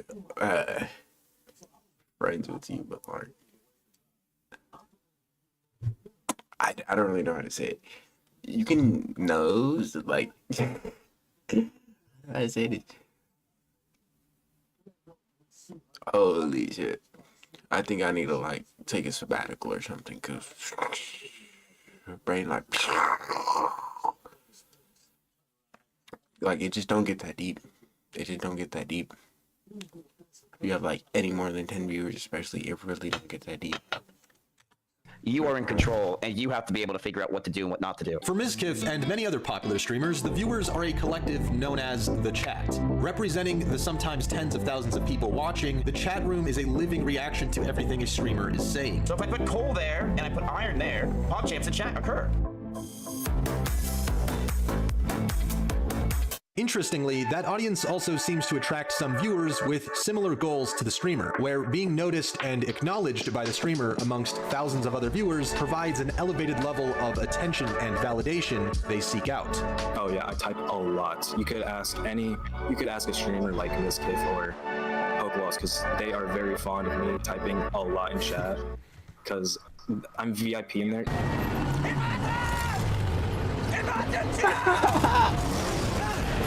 Oh my god. A lot of viewers. How you gonna interview a nigga and do him like this? That's I'd be so mad. I mean, I would never put myself in this situation, but I'd be so mad, bro. How you gonna do cuz like fuck. Now I'm really about to get mad. I just lost my shit. Okay, now I really get what they saying because he's like, it kind of proves the point though. Like, this nigga clearly a youngin'.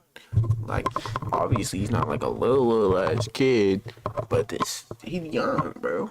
Like, you probably been doing this for years now. Like, this ain't no new thing. Man, I feel like I'm tripping about what I was saying earlier, bro. How does one get to this point, dog? If it was really that cool with the nigga, why he ain't bring you on stream? Why he ain't shout you out? Why ain't you work with him before? If I have a nigga I'm really cool with on my like, if they don't want to do it, that's cool. But if I have a nigga I'm really cool with, I'm gonna ask dude to come on stream at least for a little second. I'm gonna ask dude if we could work on something. At least one thing, like. If he really gave a fuck that much, he wouldn't give a fuck.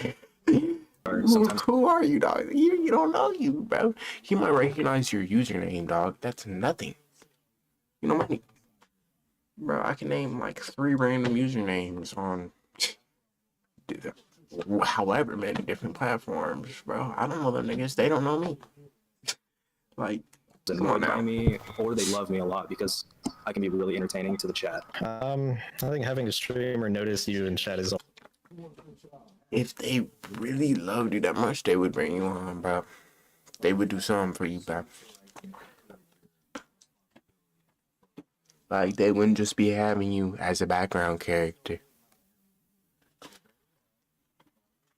Like, it obviously, like, it's not like they have to bring you on stream in order to like be cool with you or like you, but you know, if they really fucked with you that heavy, they would show it, other than just being like, haha, you funny, or like he was saying, I guess acknowledging how much hype you can bring to the chat somehow, where hundreds of people are typing. I don't know about that one, buddy. If they really fuck with you that much, they would do something with you, bro. Especially at least if you like asked. Like, you know, you would get your answer right there. Like, oh, does my favorite streamer fuck with me? Ask him to work on some shit. Ask him to bring you on stream for something. Ask him yada yada yada yada. some to really acknowledge you, bro. More than just like, hey, thank you, bro. Appreciate you, bro. And you'll get your answer right there. Because, you know, they could just be like, yo, I'm down, bro. We gonna hop on yada yada tomorrow. Be there. Or like, yada yada. I'll DM you, dog. We'll see what the deal is. Like, if they really give a fuck, they'll show they give a fuck. But more likely than not, you're just another viewer to them. That's okay. That is okay. That's fine. You can't give the utmost attention to everybody because you're gonna never have time to give attention to anything else. Shit. Ain't no one gonna watch you then. Always interesting, just in general. Makes you feel good or something. He turned his head, he looked me straight in the eye! The chat can be a source of great confidence and support, but it can also be a source of great distress and headache, as Ms. Kiff explained to me. But I think some people that really try to get a friend out of me are people that donate to me like crazy, right? Like you'll have some of these guys that gift me thousands and thousands of dollars in gifted subs or in general, and those people want either a lot of attention, which is why they do it, or they typically want to be my friend, right? They're trying to buy their way into my life. I've had multiple people give me tons of money and they're like, hey, dude, do me a favor. Can you host me afterwards? Or, hey, dude, can you do me a huge favor? Can you, just I answer my DMs? And they start DMing me. And then what am I going to do? You know, I feel guilty that this guy's giving me thousands of dollars and I'm not going to just answer his messages. But over time, it becomes more and more. Like that's the thing too, bro. Like, once you don't add money to it, it's really a business thing. Like,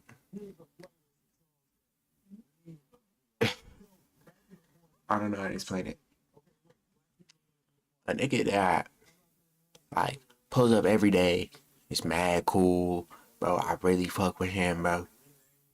I'll be quick to put that nigga on if I figure out, like, he's really chill beyond just, like, what I see from the chat. Whereas if a nigga just ain't say shit, randomly gives however much, and like, will I give him a host or something? Yeah, probably. Because he hit me a whole bunch of money. Like, why wouldn't I give him a host? One host ain't gonna hurt nobody. Something like that. But it's not because, like, I really fuck with that nigga. It's just because he gave me bread. Now, if the other nigga asked me to host him, he ain't gotta give me no bread. I'll just host the nigga. Because he cool. I fuck with him. He got that. If you gonna put money on, like, if you gonna put money on it like that and hold that to something, then you're holding it to business, you know? That's not no. More and more, they're just trying to bother me. They're just trying to get my attention constantly. And that's not, you can't, just because you give me money doesn't mean I'm going to be your friend or play games with you or hang out with you. That's not how it works, you know? In my own experiment, having just a few hundred active viewers made it nearly impossible to engage with people in the chat on an individual level. This is where the call to response type relationship with viewers arises from. How old is everybody in here? Type your age in the chat. Go ahead, type your age in the chat. I want to know how old each of you guys are. 54, 21, 23, 25. Nice. You guys are kind of in my age range. Good job. Smart, Dan's game, key emoji, fire your house emoji, forwards arrow, backwards arrow, Dan's game, what face? This type of communication turns individual viewers into a collective hive mind. Even before the popularity of live streaming, this type of linear communication was used by TV shows, especially children's cartoons. ¿En qué camino está la casa de los osos? ¿En el camino rojo o azul? ¿Rojo o azul? Taking this a step further, a lot of streamers will use terms like we or us when addressing their chat because they want viewers to feel like they are part of the same collective group as the streamer. We do what we do, and I say we because it is a community thing. It is an us thing. It's not just me, it's we, right? Because I can only do half of it. The other half is you guys coming and watching, right? We need our handy dandy. There's no way you just left him in the video. Yeah, even pop a joke at that, bro. And what's with this new Blues Clues, bro? I don't fuck with him. Why is he looking at me like that? I'm not trying to make it a race thing, but his eyes don't look like they should be that open, bro. He kind of looks like whatever the fuck his name is that I'm about to talk about right now. He looks like them bitches are about to pop out, bro. They're glistening, bro. He doesn't look like he has a soul. I'm sorry. I don't want to disrespect Cuz, but it doesn't look like he has a soul. He's scaring me. Okay. Oh my god, he almost makes whatever. What the fuck is his name? He almost makes him look normal. Because they want viewers to feel like they are part of the same look how coked out he is, bro. How many lines you think? How many lines you think he snorted before this, bro? It's crazy. This is like one of his tamest clips too. I can only do train half, wreck the other half is you guys coming in and watching, right? We need our handy dandy notebook. The Twitch Prime. We have 50,000. We're going to the bear's house with a very sleepy bear.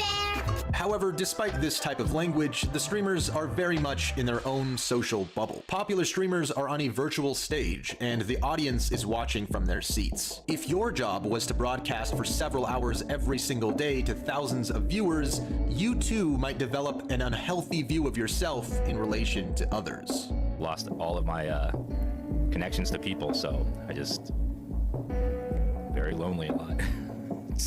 It's sad, but that's just how it is.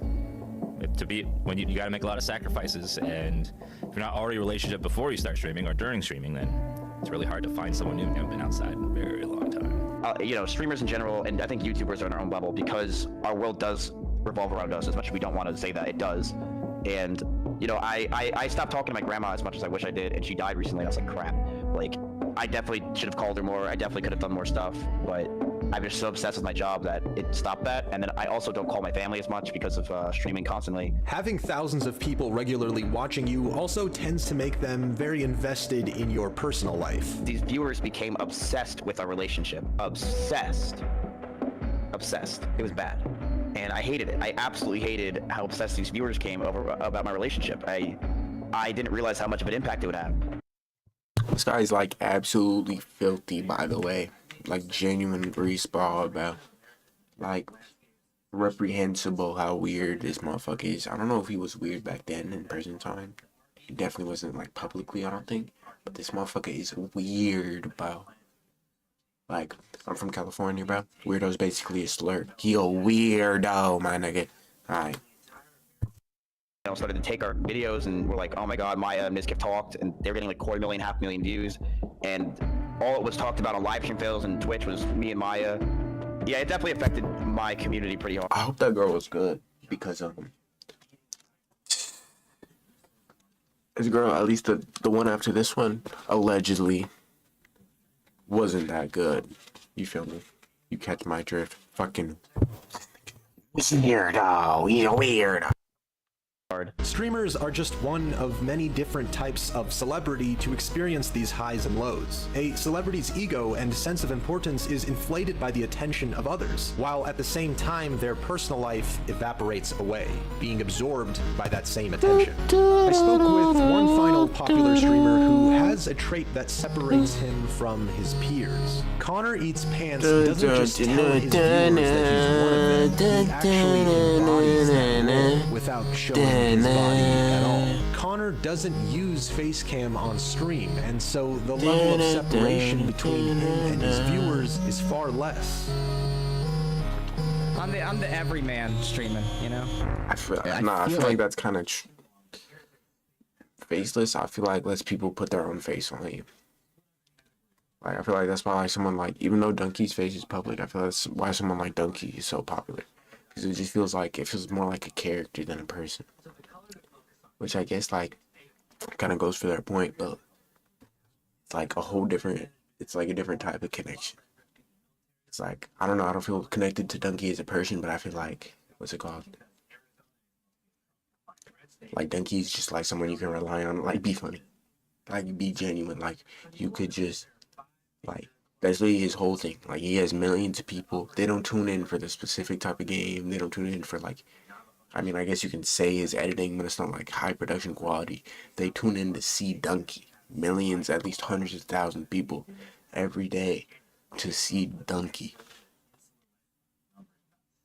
And I feel like a big part of that is like the Spider-Man shit. Anyone could wear the mask. Like, even though we know what he looks like, it's like a whole different kind of realm of parasocial, I guess. Maybe in some way, not having a cam makes it more of like a collaborate, like you feel more involved, like you're active, like you're seeing your chat messages go on the screen with other people. It's like, this isn't just watching Connor, this is a group of people enjoying this and making the stream happen. The way Connor got into Twitch also seems to reflect the reasons many of his viewers have done the same. Like, You can put your own like little like fucking headcanon on who Donkey is if you don't know what he looks like. A lot of people thought Donkey was black. Could be wishful thinking, could just be because he kind of sounds black. But that kind of goes to the point. Like, you can make your own, like, not even purposely, just subconsciously. Like, you'll have your own idea of him. It's like when they say leave something to the imagination, kind of like that.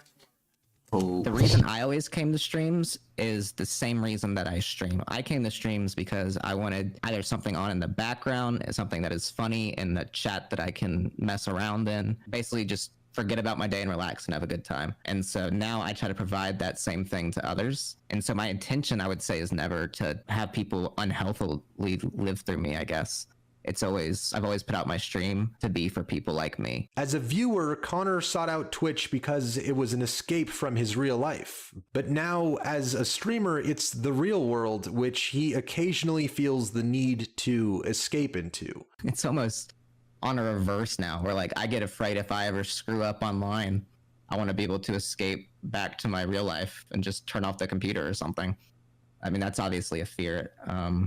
Not that I do anything bad, but you see people just get absolutely destroyed on the internet for a mistake, and it's like, oh man, like that's a scary thought. And that same escapism is what fuels the desires of many Twitch viewers who spend significant portions of their lives sitting there, watching streams and trying to participate in these online communities. How much time do you spend on Twitch, like on average a day or a week, if you can estimate that? Probably like 4 to 5 hours a day, so a week would be 35 hours, because I try to avoid people like the plague. I do spend a good amount of my time watching streams. Back when I was like playing WoW, I'd have them on in the background, especially Asmongold, so they'd be on for a long time. I think over the past 3 years, I've used up a lot of my time on Twitch, and it's made me feel very, very different, I guess. I don't know how to describe it. Like, I've lost a lot of time just sitting there trying to be dedicated to Twitch channels. I would say that having friends is way better than having the attention, because you have people that you can actually talk to and get good attention from, instead of like the attention for like 2 seconds that you get that doesn't really mean anything. The experience of these viewers isn't so different from Connor's, it's not so different from Mizkif's, and it's not so different from people I know who spend all day watching streams or videos. And that's not to say that spending time online is always bad, or that there aren't great things that can come of your time spent in these online communities, because there certainly are. And then over time, it's like I was part of a bunch of groups. I found a bunch of amazing people. I ended up incredibly luckily meeting an amazing like group of streamers. It got to the point where we've met together like at least 10 times easily. We go to conventions together. I realized that the names behind the screen can turn into an actual real life friend. There's no difference between real life friend and like name on screen. You can reach the same level of intimacy. Forming meaningful relationships online is possible. I myself have made many good friends after spending years of my life in various online communities. I've even met friends in person many times who live thousands of miles away, and some of my closest friends are online friends. But admittedly, forming long-lasting relationships can be difficult. The physical distance between people online will always add an extra layer of separation.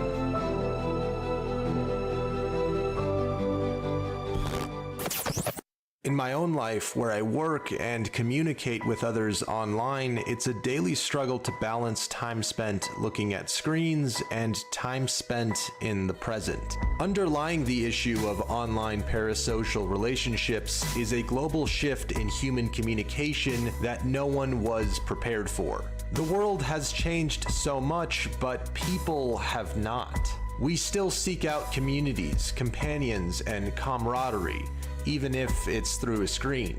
The social opportunities that were once afforded to the previous generations have all but eroded away. Social gatherings, public venues, and face-to-face interactions that were once the foundations of community are rapidly fading away in place of more logistically efficient methods. The people and places of the past are the virtual friends of viewers today. Humans themselves are slowly being written out of the equation. The great challenge of technology and our time is in emerging from the chasm of isolation, which is so easy to fall into, and instead form connections that we can find meaning in. We have no Great War, no Great Depression. Our Great War is a spiritual war. Our Great Depression is our lives. Topics like this interest me because for years I've experienced what I'm talking about, and I know many others who have as well. I've been a viewer, I've even been a streamer, but I find the most meaning in making these kinds of videos, even if it— What does he sound like? You remind me of something. I don't know, you reminds me like the speedrunner motherfuckers. I don't care. But I'm sorry. This gamer needs to be eradicated for this.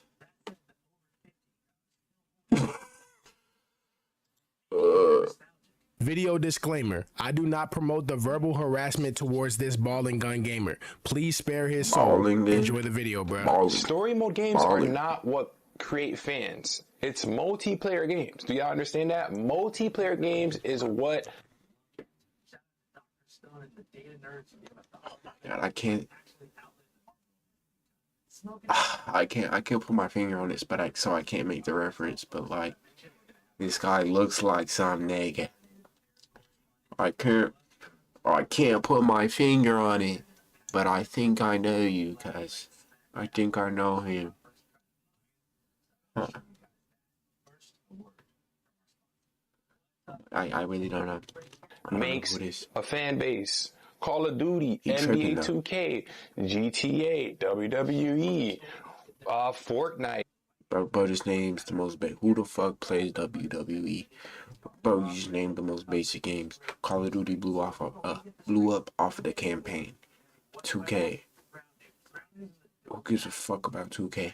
GTA was literally all about the campaign. It wasn't until the 4th game that they even had online. You think the fan base came from that? That online that you didn't even play? Motherfucker, it was not the biggest one. Online was not the reason it sold so many copies when it came out. I'll tell you that, bro. It was not. Fortnite, sure. Art creators, whatever game you want to think of, guys, that's popular, it's because of multiplayer games. So you guys need to stop running around with this idea that, oh, you haven't played a story mode game. That's cool. My black brother in Christ, you really propped your phone up, recorded that video, watched the video back, edited the video and said, yeah, this is the one. Are you fucking dumb? Well, this is new. Showing remorse, Eggman? If you played nice, These Ball and gun gamers have gone too far. How do you even fix your lips to make a take that egregious? The minute he said that story mode games don't create fans, I knew from right there and then this dude was a ball and gun gamer. And for those who don't know what a ball and gun gamer is, it's basically a person that plays games with balls in them and guns. What?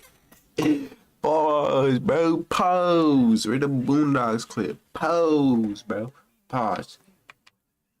But if you're not going to step outside your box, at the time frame in between those messages, dude genuinely had no response. But when JR Ranks does get a response, he says this: also, I'll respond to you since some assume I had no response. It does not matter what game got you into gaming. or what game you prefer. It's about what game the majority people are purchasing and playing more than single player games for a reason. When we buy multiplayer games that are good, we can play it over and over and actually enjoy the experience with friends and family. I know a lot of you are emotional and disregard logic to say how you feel, but facts don't give a fuck about how you feel or what got you into gaming. Numbers don't lie when it comes to multiplayer game sales over single player game sales, and Is he done? The reason games are made, like, the reason why multiplayer is, like, the main focus now, and it's been like that for a while, is because it's good for business. It's not the other way around. Like, it's not, it's not even, okay, that proves this point. It's not that more, oh my god, I don't know how to explain this. I really don't know how to explain this.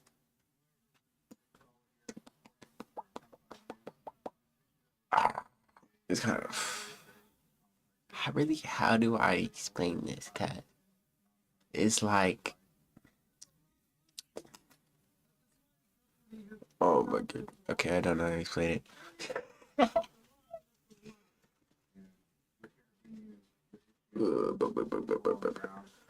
When we buy multiplayer games that are good, we can play it over and over again and actually enjoy the experience with friends and family. I know a lot of you are emotional and disregard logic to say how you feel, but facts don't give a fuck about how, blah, blah, blah. Numbers don't lie when it comes to multiplayer game sales over single player game sales, and players on multiplayer games over single player games, and the truth players on multiplayer games over single player games, and the truth could be less or give a fuck about how you feel. Have a nice day though. I'm not gonna lie, JR Ranks, I had a stroke of fuckers and number logically when we that you like Nope. The game that got me interested in gaming was Doom, and the game that made me a gamer was Halo Combat Evolved. Those solo games. It's fine that you like multiplayer better, but stop trying to act like your opinion is how everyone else thinks. Plenty of people prefer solo games, and plenty of solo games become franchises. Like, I really don't get what his point is trying to be. If his point is trying to be that it's more successful on a commercial level, well, like, yeah, but only so many multiplayer games can be popular at once because it requires other people play them, bro. And also, since multiple people play them at the same time, it opens them up to sell shit. So that's gonna be all of their main focus, the multiplayer. That's why the COD campaigns have sucked for like a decade, because multiplayer is way more lucrative to make. They don't give a fuck about the campaigns anymore, because they don't have to. It's not a necessity no more like it used to be.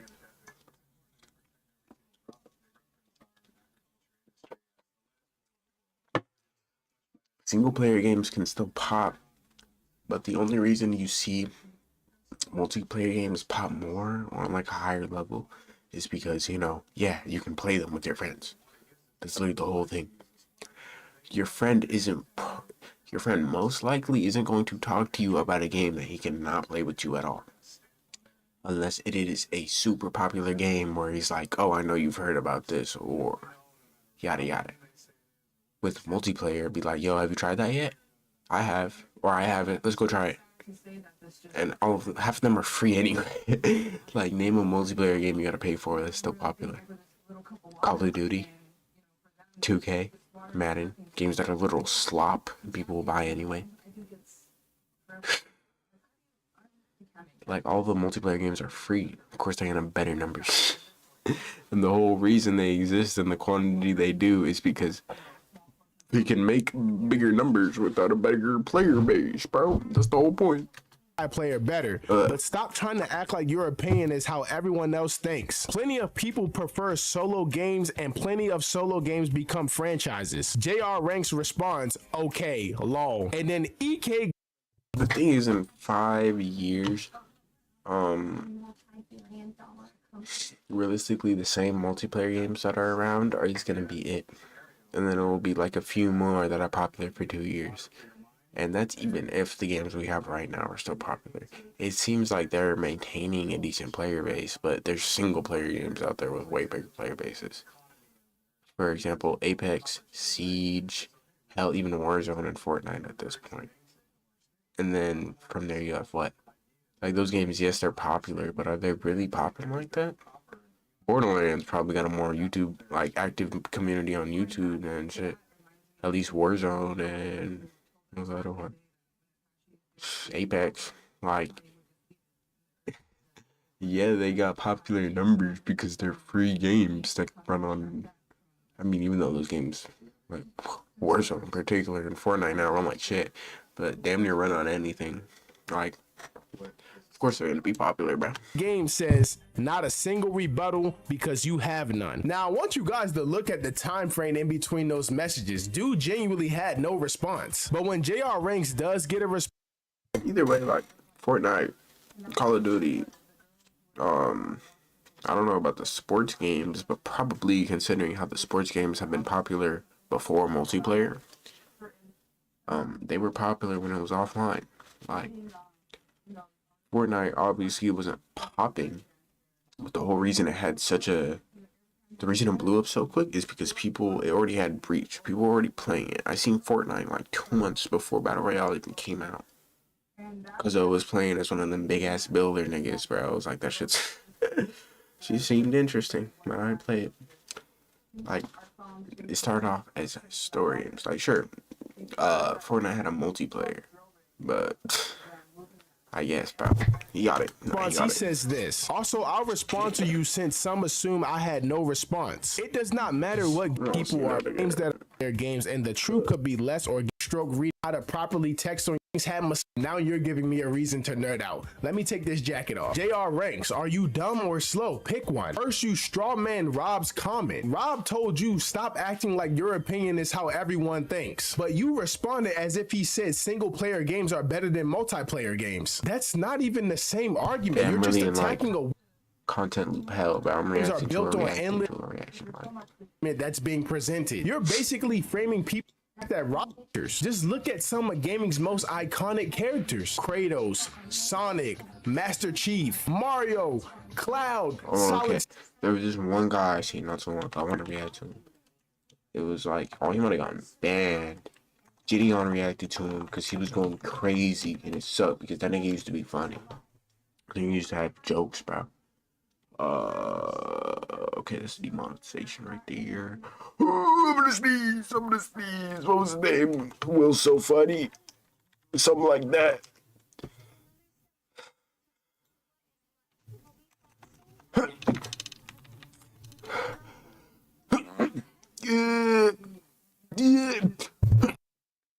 Gross.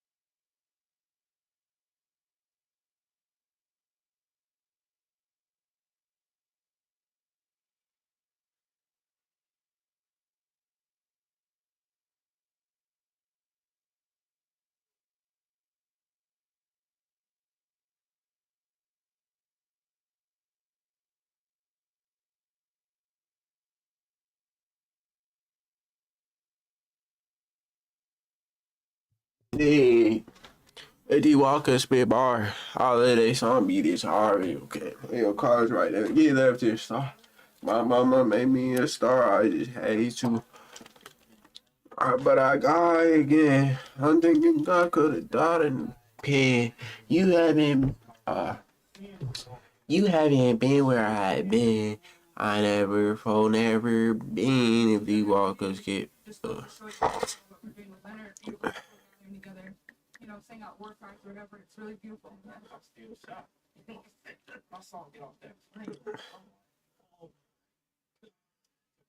Somebody after that amount of time, Mandela, who did 27 years in the South African prison, then he came home and became president of South Africa. I think this is bigger, so I'm just excited to see what they do next, man. It's only up here. If you could describe today in one word, what word would that be?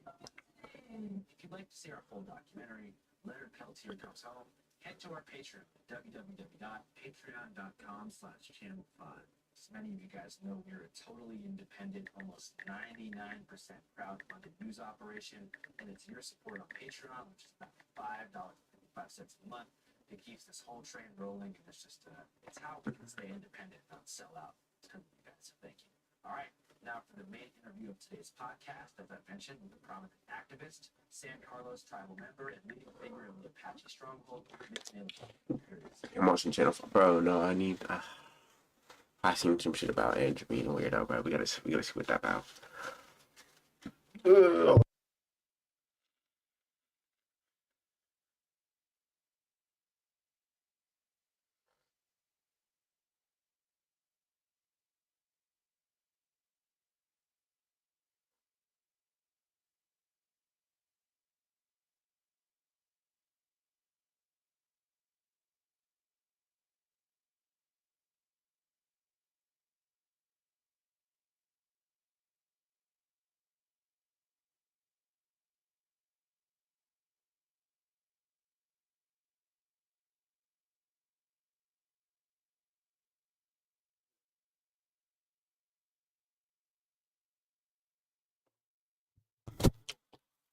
On the video though, so let's see it.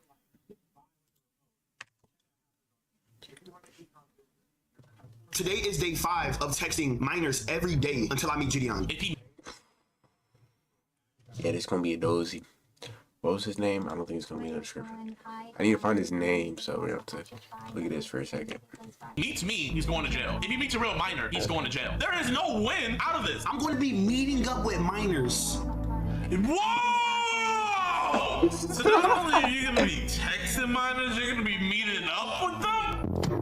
Oh, I can do the TikTok speed up. When I woke up to go let my dog go pee, I just saw this randomly on my IG. This is ridiculous, man. This is ridiculous, bro. Look at this chat. YouTube recommending was it worth the 700 views, bro? DMing 100 minors until I meet Gideon, chat. The stuff I'm seeing people do for clout is like actually getting crazy, right? Like it's getting ridiculous. So here's his YouTube channel. It's even worse than this video. Look at this, yo. I make EDP 445 look like an angel. I got my twin sister pregnant without her knowing. Gideon needs to expose me. My first time seeing my mother get cracked. I'ma just watch the ones where he's talking about me. So let's just first time seeing. Hold on, no. This is a crazy lineup. Okay. We're gonna go with most recent to least recent, bro, because it's crazy. I can't repeat that. Never mind. I can't repeat that one either. He got okay, I'm gonna just read it third person because like he made EDP 445 look like an angel because he DM'd 100 minors. He DM'd 100 minors until he met Gideon. He got his twin sister pregnant without her knowing. Gideon needs to expose him. His first time seeing his mother get cracked. Bro, how does what type of disease makes one do this, bro? He ain't even getting paid for it like this. These are 3-minute videos. How? He gave his his pops tried to what? And then Gideon already watched that one. Gideon, what's going on over there? Why is that the one video you clicked on? It says his dad tried to crack him. Why is that the video you click on, Gideon? I guess it's not as bad as... She told me she switched teams. Mid DJ. Okay. My mother get cracked. I'ma just watch the ones where he's talking about me. So let's just see what this is about, man. What's good, YouTube, bro? I'm gonna jump straight into it. I hope y'all having a good day. How do you beat around, bro? Free Diddy. I heart Diddy, and I'm sure bro rocks like some type of Christianity. I get it's a joke, but this is weird. It's Provision. Appreciate you for the 10 gifted, my man. Thank you. Is it just me? Do y'all find this funny or is this weird? Cloud is a drug. Facts. I'm gonna jump straight into it. I hope y'all having a good day, but I'm gonna jump straight into it, bro. Gideon. As y'all can see by the title, DMing 100 minors until I meet Gideon. Yes, bro. That will I be doing. That's will I be doing. I will be doing that. And this is the reason. I'm not just going to be texting minors to text minors, because we all know I don't like minors, bro. I don't know if we know that, man. Let's just say. Okay, when I was first watching this, like when this first came out, okay, I was thinking like, okay, like this is obviously like some weird shit. Like this shit ain't okay. But I didn't think he really like. I thought he was just so far gone he ain't give a fuck. Him saying that made me think, nah. He chose that for a reason. He on that. It ain't. Even if you doing this, like, I feel like no normal nigga is gonna have to clarify that in this context, bro. Like I feel like it's a very specific context. It would be like, say like, you're gonna say something kind of crazy, but you don't mean it that type of way, it's just gonna sound crazy, then maybe like you should clarify. But like this, like nah. It sounds like you're trying to convince yourself, bro. I know what type of man you are. I know what team you on. I know. You think I don't know, but I know. One of the minors you text is a decoy, right? Let's just say, hypothetically. What about the other 99 that you're gonna be interacting with, man? And you're gonna be talking to that way so you can meet me. You're gonna be talking to real kids just to meet some black dude. So basically, we all think Gideon Preg Catchers is scripted. We all? Chat, man, is the all in my chat right now? Is the all watching this? I've always thought like everyone who says that, like that might just be a joke, but like I've always thought everyone who says that is just like closeted, bro. Like the not the okay type of closeted, this type of weird ass closeted, bro. Just for lack of a better term. Cause like, who the fuck, like how much money you gonna have to pay a nigga for them to pretend that? You can pay for I would say like the majority of people on the planet, you could pay them a certain amount of money, they'll do anything, like literally anything. Like give them a button to press a nuke, you give them enough money, enough digits for them, they're pressing it. But you would have to pay a whole lot of goddamn money for something like that, especially in America. And that shit is not feasible at all. Like, for them to be doing what they're doing, the amount they would have to pay niggas to do it fake is not only not worth it, but just, you know, because there's real niggas they could catch, it's only not worth it, like, because of that. But it's just straight up not feasible at all. Like, they would not be able to pay niggas that much money to make, you know, these fake videos that don't even get monetized. Like, that is not feasible at all. There's no way in hell they're scripted at all. Is there some out there? Yeah, probably. But the majority, no, that's real. Motherfuckers, at least the ones with receipts and shit. Like, if some random streamer goes up to some random nigga, they can just say he did something.